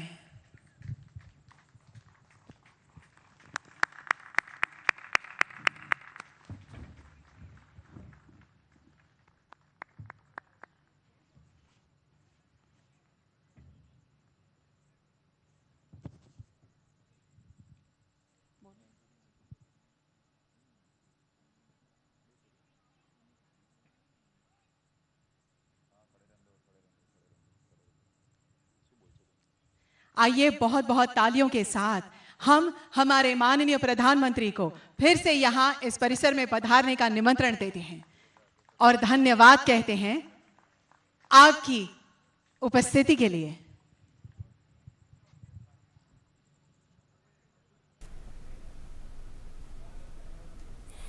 तो आप सीधा प्रसारण देख रहे थे गुजरात के मोढेरा से। प्रधानमंत्री नरेंद्र मोदी 3 दिनों के गुजरात दौरे पर हैं और वहां पर उन्होंने मोढेरा में सूर्य मंदिर परिसर में वो पहुंचे थे और वहां पर मोदी माढ़ेश्वरी प्रधानमंत्री नरेंद्र मोदी मोढ़ेश्वरी माता के मंदिर में दर्शन पूजन भी उन्होंने किया और इसके साथ ही सूर्य मंदिर का जो वहां पर आपने देखा मोढेरा में, उसका भव्य रूप उसको उन्होंने वहां पर देखा। तो गुजरात के मेहसाणा ज़िले में ये स्थित है मोढेरा गांव। मोढेरा में सूर्य मंदिर का निर्माण 1026 ईस्वी में हुआ था, तो काफ़ी पुरातन मंदिर है जहां पर प्रधानमंत्री नरेंद्र मोदी पहुंचे थे। तो प्रधानमंत्री नरेंद्र मोदी के गुजरात दौरे से 3 दिवसीय गुजरात दौरे से जुड़ी खबर हम आपको लगातार दिखाते रहेंगे। फिलहाल वक्त लेते हैं, वक्त है एक ब्रेक का और उसके बाद लौटेंगे और देखेंगे कुछ समाचार।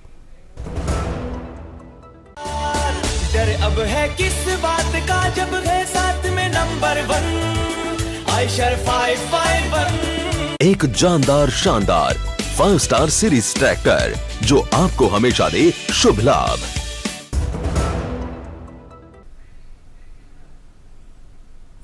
ब्रेक के बाद एक बार फिर से आपका स्वागत है। अब देख लेते हैं कुछ और खबरें। बिहार और ओडिशा में होने वाले विधानसभा उपचुनाव के लिए भारतीय जनता पार्टी ने अपने उम्मीदवारों की सूची जारी कर दी है।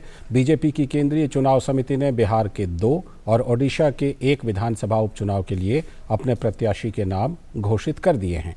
बिहार में आरजेडी के पूर्व बाहुबली विधायक अनंत सिंह की पत्नी के खिलाफ बीजेपी ने मोकामा से सोनम देवी को चुनाव मैदान में उतारा है, जबकि गोपालगंज से भारतीय जनता पार्टी ने कुसुम देवी को बीजेपी का प्रत्याशी बनाया है। वहीं ओडिशा के धामनगर से भाजपा ने सूर्यवंशी सूरज स्थित प्रज्ञाना को उम्मीदवार बनाया है।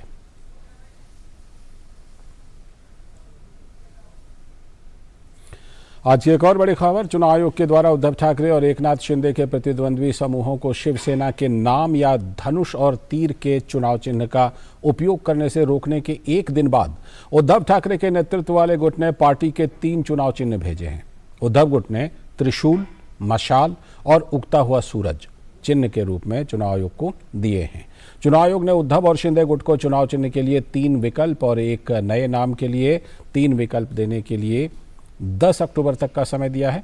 इन नए नाम और चुनाव चिन्ह का उपयोग 3 नवंबर को होने वाले मुंबई के अंधेरी पूर्व उपचुनाव में उपयोग किया जाएगा।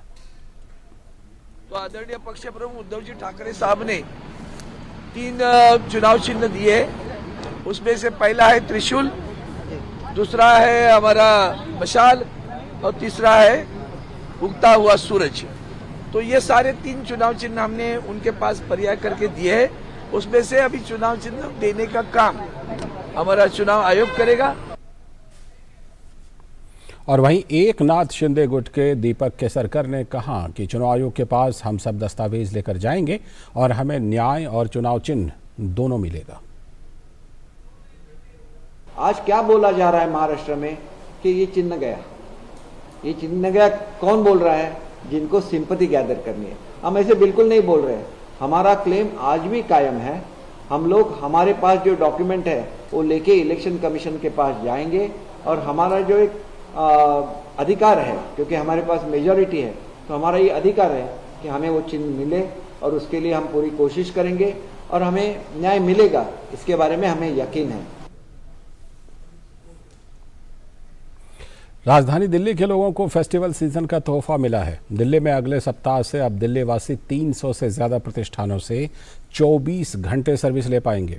इनमें रेस्टोरेंट से लेकर के मेडिकल शॉप्स तक शामिल हैं। इसका नोटिफिकेशन जारी करने के आदेश उपराज्यपाल वीके सक्सेना ने इस बारे में दे दिए हैं।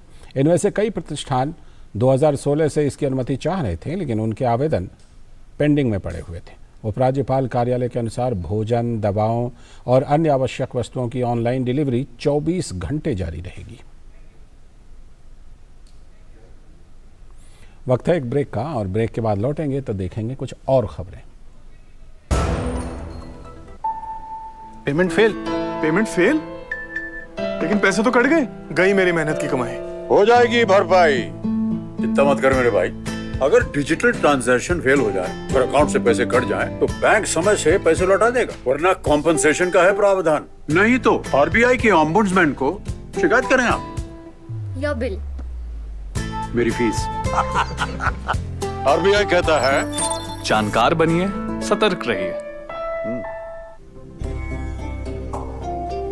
हमारा देश भारत आजादी का अमृत महोत्सव मना रहा है।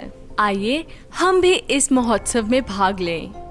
सड़क पर रहते हुए बच्चों को आपने कई बार देखा होगा। कोई बच्चा दिव्यांग होता है, कोई बाल मजदूर, तो कोई परिवार से पिछड़ा हुआ। जब भी हम ऐसे किसी बच्चे को सड़क पर देखें, तो ये हम सभी का देश के प्रति कर्तव्य है कि हम NCPCR के सिटीजन पोर्टल पर सूचना दें। मैं एक अध्यापिका हूँ। हमने कोविड-19 जैसी कठिन परिस्थितियों में भी बच्चों तक ऑनलाइन शिक्षा पहुंचाई है, पर सड़क पर रह रहे बच्चे इस शिक्षा से आज भी वंचित हैं। इन बच्चों की मदद हमें व्यक्तिगत क्षमता में करनी चाहिए। अपनी सेवाएं देने के लिए आप NCPCR के बाल स्वराज पोर्टल पर जाकर खुद को व्यक्तिगत सेवाओं के लिए जैसे शिक्षा देने की सेवा, मेडिकल सेवा, लीगल सेवा आदि प्रदान करने के लिए रजिस्टर करें।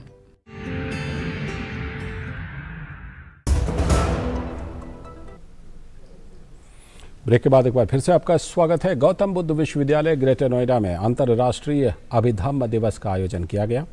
उत्तर प्रदेश की संस्कृति मंत्रालय द्वारा आयोजित इस कार्यक्रम में बुद्ध धर्म के अनुयायी करीब 20 देशों के प्रतिनिधि और राजदूत शामिल हुए। देखते हैं ये रिपोर्ट।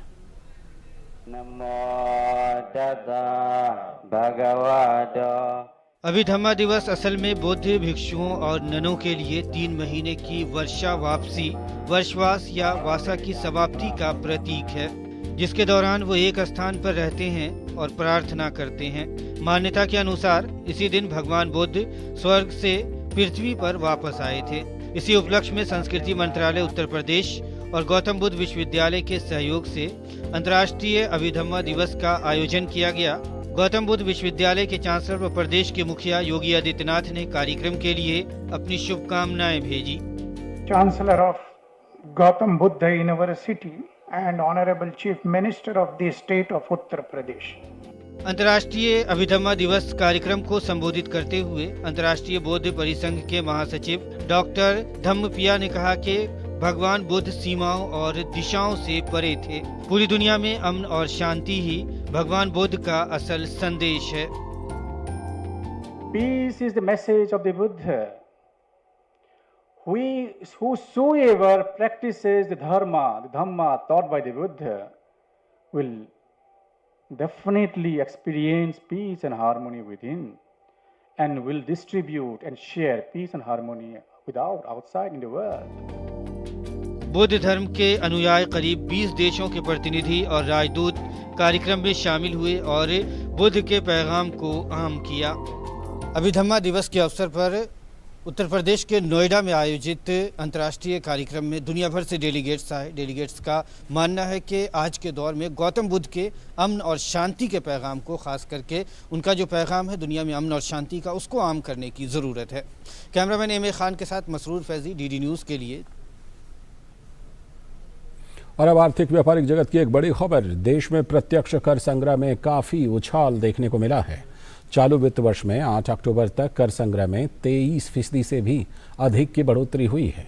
वित्त मंत्रालय के अनुसार प्रत्यक्ष कर संग्रह 8.98 लाख करोड़ रहा है, जो पिछले वर्ष इसी अवधि की तुलना में 23.8% अधिक है। इसके साथ ही शुद्ध संग्रह भी 7.45 लाख करोड़ रुपए दर्ज किया गया, जो पिछले वर्ष की समान अवधि की तुलना में 16.3% अधिक है। अंतर्राष्ट्रीय खबरों में ईरान में पुलिस हिरासत में महसा अमीनी की मौत के बाद सरकार विरोधी प्रदर्शन का दौर लगातार चौथे सप्ताह भी जारी है। विरोध प्रदर्शन और झड़प के दौरान शनिवार को 2 लोगों की मौत हो गई। प्रदर्शनकारी महिलाओं ने अनिवार्य धार्मिक ड्रेस कोड का विरोध करते हुए हिजाब पहनने का विरोध किया।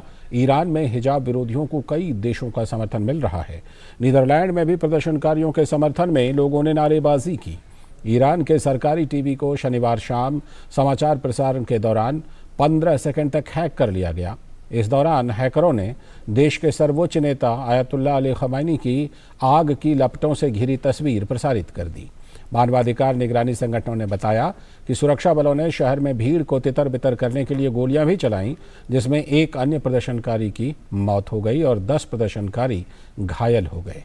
राजधानी तेहरान में भी ईरान के प्रमुख शिक्षा केंद्र शरीफ यूनिवर्सिटी ऑफ टेक्नोलॉजी के समीप भी प्रदर्शन हुए, जिसके बाद प्रदर्शन प्राधिकारियों ने अगले आदेश तक परिसर को बंद कर दिया है।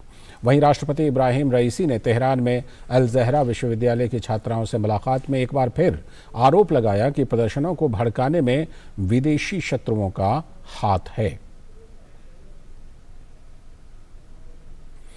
उत्तर कोरिया ने एक बार फिर बैलिस्टिक मिसाइल का परीक्षण किया है। दक्षिण कोरिया की सेना ने कहा कि उत्तर कोरिया ने पूर्व समुद्री क्षेत्र में एक बैलिस्टिक मिसाइल दागी है। बीते 2 सप्ताह में उत्तर कोरिया ने ये 7वीं बार मिसाइल परीक्षण किया है। जापान ने उत्तर कोरिया के मिसाइल परीक्षण की निंदा करते हुए इसे उकसावे वाली कार्रवाई बताया है। जापान ने कहा कि उत्तर कोरिया द्वारा बार बार की जाने वाली कार्रवाई को बर्दाश्त नहीं किया जाएगा। दूसरी तरफ उत्तर कोरिया ने अपने बचाव में कहा है कि अमेरिकी सैन्य खतरों के खिलाफ आत्मरक्षा के लिए मिसाइल का परीक्षण किया गया। रूस और यूक्रेन के बीच जारी जंग में रूस ने वायुसेना के जनरल सर्गेई सुरोविकिन को रूसी बलों के संयुक्त समूह का कमांडर नियुक्त किया है। सर्गेई सुरोविकिन को 2017 में रूस के वायुसेना बलों का प्रमुख बनाया गया था। सर्गेई सुरोविकिन ने सीरिया में रूसी सैनिकों का भी नेतृत्व किया है।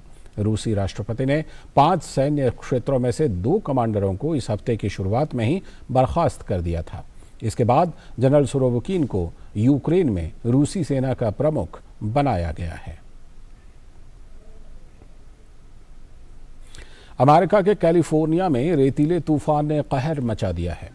कैलिस्को में रेतीले तूफान ने सड़कों पर कारों को पूरी तरह से ढक लिया। तूफान ने आसमान में धूल का गुबार बना दिया। रेतीले तूफान के कारण आवाजाही भी प्रभावित हुई। वहीं रेतीले तूफान के कारण दृश्यता स्तर कम होने की वजह से लोगों को गाड़ी चलाने में भी परेशानी का सामना करना पड़ा। वक्त है एक और ब्रेक का और लौटेंगे तो देखेंगे कुछ और खबरें। Under the visionary leadership of Honorable Prime Minister Shri Narendra Modi, Ayush is scaling newer heights. Current situation presents a right time for Ayurveda and traditional medicines to become even more popular globally. Ayush-based herbal products are being exported as medicine and food supplements in more than 100 countries. Ayush-related training and courses are easily available in more than 20 nations. Ayush is recognized in 16 countries. The Ministry of Ayush has demonstrated its commitment to effectively fight COVID-19 pandemic. It has issued COVID advisories and guidance, recommended yoga and herbal practice for safety. 8,32,445 Ayush COVID warriors enlisted, taking traditional medicine system to the masses. Committed to health and wellness, Ayush is serving humanity with increasing vigor and efficiency.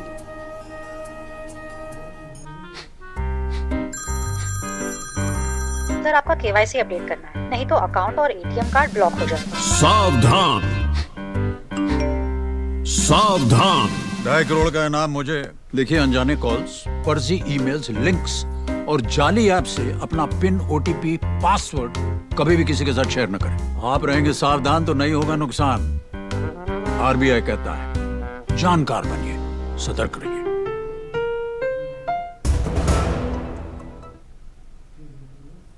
Break के बाद एक बार फिर से आपका स्वागत। अब खबरें खेल के मैदान से। दक्षिण अफ्रीका ने रांची में खेले जा रहे दूसरे वनडे में भारत के सामने जीत के लिए 279 रन का लक्ष्य रखा है। जवाब में भारत ने ताज़ा समाचार मिलने तक 2 विकेट खोकर 177 रन बना लिए हैं। इससे पहले दक्षिण अफ्रीका ने टॉस जीतकर पहले बल्लेबाजी का निर्णय लिया।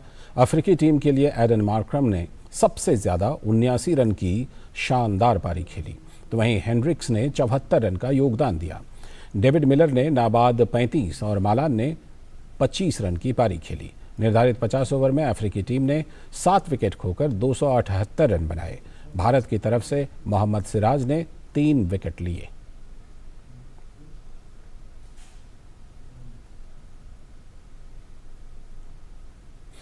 और अब बात राष्ट्रीय खेलों की, जहां महिला हॉकी में हरियाणा ने फाइनल में स्थान बना लिया है। सेमीफाइनल में हरियाणा ने आसानी से झारखंड को 5-2 से हराने में सफलता पाई। हरियाणा ने पहले क्वार्टर में 1 गोल किया, तो वहीं दूसरे और चौथे क्वार्टर में हरियाणा ने 2-2 गोल करके अपनी जीत सुनिश्चित कर ली।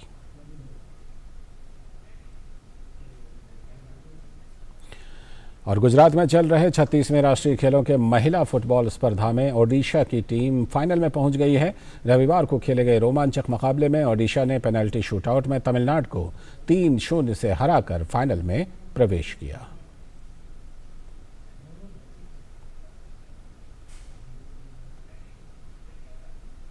आगे कुछ और खबरें देखेंगे, लेकिन फिलहाल वक्त है एक और ब्रेक का। डर अब है किस बात का जब है साथ में नंबर 1 आयशर 551। एक जानदार शानदार 5 स्टार सीरीज ट्रैक्टर जो आपको हमेशा दे शुभ लाभ।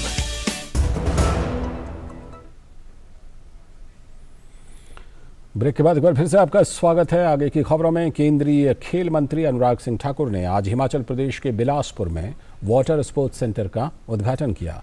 स्पोर्ट्स अथॉरिटी ऑफ इंडिया ने एनटीपीसी के साथ MOU साइन किया है, जिसके बाद इस वाटर स्पोर्ट्स सेंटर में एथलीटों को रोइंग, कैनोइंग और कयाकिंग जैसे वाटर स्पोर्ट्स की ट्रेनिंग दी जाएगी। अब बिलासपुर आने वाले पर्यटक अच्छी गुणवत्ता वाले वाटर स्पोर्ट्स एक्टिविटी का भी आनंद उठा सकेंगे। एनटीपीसी के सहयोग से और मेरे केंद्र के खेल मंत्रालय में स्पोर्ट्स अथॉरिटी ऑफ इंडिया ने कि एनटीपीसी और साई का स्पोर्ट्स कॉम्प्लेक्स पहला कहीं पर देश में शुरू होने जा रहा है तो बिलासपुर के कॉल डैम में शुरू होने जा रहा है। 40 खिलाड़ी एनटीपीसी साई के इस वाटर स्पोर्ट्स सेंटर में होंगे। हिमाचल के अलग अलग कोनों से इनको सिलेक्ट करके लाया जाएगा। तो इस साई के स्पोर्ट्स सेंटर में एनटीपीसी साई के हमने लड़कों के लिए नहीं, लड़कियों के लिए भी हॉस्टल की सुविधा और यहां पे ट्रेनिंग की सुविधा भी साथ में खड़ी की। आगे बढ़ने से पहले ले लेते हैं एक और ब्रेक और उसके बाद देखेंगे कुछ और खबरें। डर अब है किस बात का जब है साथ में नंबर 1 आयशर 551। एक जानदार शानदार 5 स्टार सीरीज ट्रैक्टर जो आपको हमेशा दे शुभ लाभ। स्वागत है ब्रेक के बाद एक बार फिर से आपका। 11 अक्टूबर से देश में अंडर 17 महिला फुटबॉल विश्व कप की शुरुआत होने जा रही है। गुजरात में चल रहे राष्ट्रीय खेलों में हिस्सा ले रही तमाम राज्यों की महिला फुटबॉल टीम के सदस्यों में इस प्रतियोगिता को लेकर काफ़ी उत्साह नजर आ रहा है। सभी ने एक स्वर में माना कि इस प्रतियोगिता का आयोजन देश में महिला फुटबॉल की तस्वीर को बदल देगा। पेश है गुजरात से हमारे संवाददाता गौरव कुमार की ये खास रिपोर्ट। 36वें राष्ट्रीय खेलों में मणिपुर की महिला फुटबॉल टीम ने असम पर 5-0 की शानदार जीत के साथ फाइनल में जगह बना ली है। टीम अपने अब तक के प्रदर्शन से खुश है, लेकिन यहाँ जीत और हार से बड़ा दोनों टीमों के लिए कुछ और भी है, और वो है 11 अक्टूबर से शुरू होने वाला अंडर 17 महिला फुटबॉल विश्व कप, जिसे लेकर इन खिलाड़ियों में जबरदस्त उत्साह है। इनका मानना है कि पहली बार महिला फुटबॉल को लेकर देश में हो रहे इस बड़े आयोजन का दूरगामी प्रभाव पड़ेगा। राष्ट्रीय खेलों में मणिपुर की ओर से खेल रही भारतीय महिला फुटबॉल टीम की खिलाड़ी बाला देवी अंडर 17 के आयोजन को देश में महिला फुटबॉल की बेहतरी की दिशा में एक बड़ा बदलाव मानती हैं। अंडर 17 वर्ल्ड कप डेफिनेटली अच्छा खेलेंगे, क्योंकि उन लोग टूर वगैरह जा चुका है और जो 11 जहाँ तक खेलने वाला है उन प्रैक्टिस कर चुका है, मैच खेल चुका है और टूर जा चुका है। तो उन लोग जो अदाव टीम में करना है और कम्युनिकेशन करना है वो सारे चीज़ हो चुका है। तो 11 तारीख को स्टार्टिंग होने वाला है, तो ज़रूर मैं उम्मीद करती हूँ कि हमारा जो देश जो फैंस है उनको सपोर्ट करे। अभी इतना मालूम नहीं था कि वुमेन फुटबॉल इंडिया है, सिर्फ मेल फुटबॉल में ज़्यादा फोकस करती है। तो अभी अंडर 17 वुमेन वर्ल्ड कप होने वाला है, इसीलिए हर स्टेट में इतना सा से वुमेन फुटबॉल डेवलपमेंट प्रोग्राम कर रहा है, ग्रास डेवलपमेंट प्रोग्राम कर रहा है, खेलो इंडिया का लीग हो रहा है। तो हर स्टेट में इतना अच्छा प्रोसेस चल रहा है, तो अंडर 17 के बाद भी इतना अच्छा प्रोसेस होगा, डेवलपमेंट होगा इंडियन वुमेन फुटबॉल के लिए। वहीं कुछ का मानना है कि इस आयोजन से उनके खेल में गुणात्मक सुधार होगा, जो उन्हें अपनी कमियों को दूर करने में सहायक होगा। वो तो बहुत फायदा है, इंडिया के लिए बहुत फायदा है, क्योंकि इंडिया टीम अभी वर्ल्ड कप फर्स्ट टाइम खेला है अंडर 17। वो तो बहुत अच्छा खेलेगा वो लोग, बाकी लोग भी देख के अच्छा खेल सकता है। उन लोगों को देख के बाकी प्लेयर भी बहुत अच्छा खेलेगा। ये हमारे लिए बहुत ही बड़ी बात है कि अंडर 17 वर्ल्ड कप हमारा इंडिया ऑर्गेनाइज कर रहा है, जिसके थ्रू हमें बाहर के टीमों के साथ खेलने का बहुत अच्छा मौका है ये हमारे लिए। और अगर जैसे जैसे बाहर की टीमें आएंगी उतना हमारा एक्सपीरियंस बढ़ेगा, उस तरीके से हम अपने आप को देखेंगे कि हमारा लेवल क्या है और उनका लेवल क्या है। तो इस तरीके से हम अपने गेम को भी देख सकते हैं कि किस तरीके से बाहर फॉरेन की कंट्रीज की टीमें प्लेइंग करते हैं ग्राउंड के अंदर, और हमारे अंदर क्या कमी है, हमारे अंदर क्या कमी है और उनसे क्या अच्छी क्वालिटीज हैं। इन दोनों का तालमेल हम बहुत अच्छे तरीके से कर सकते हैं।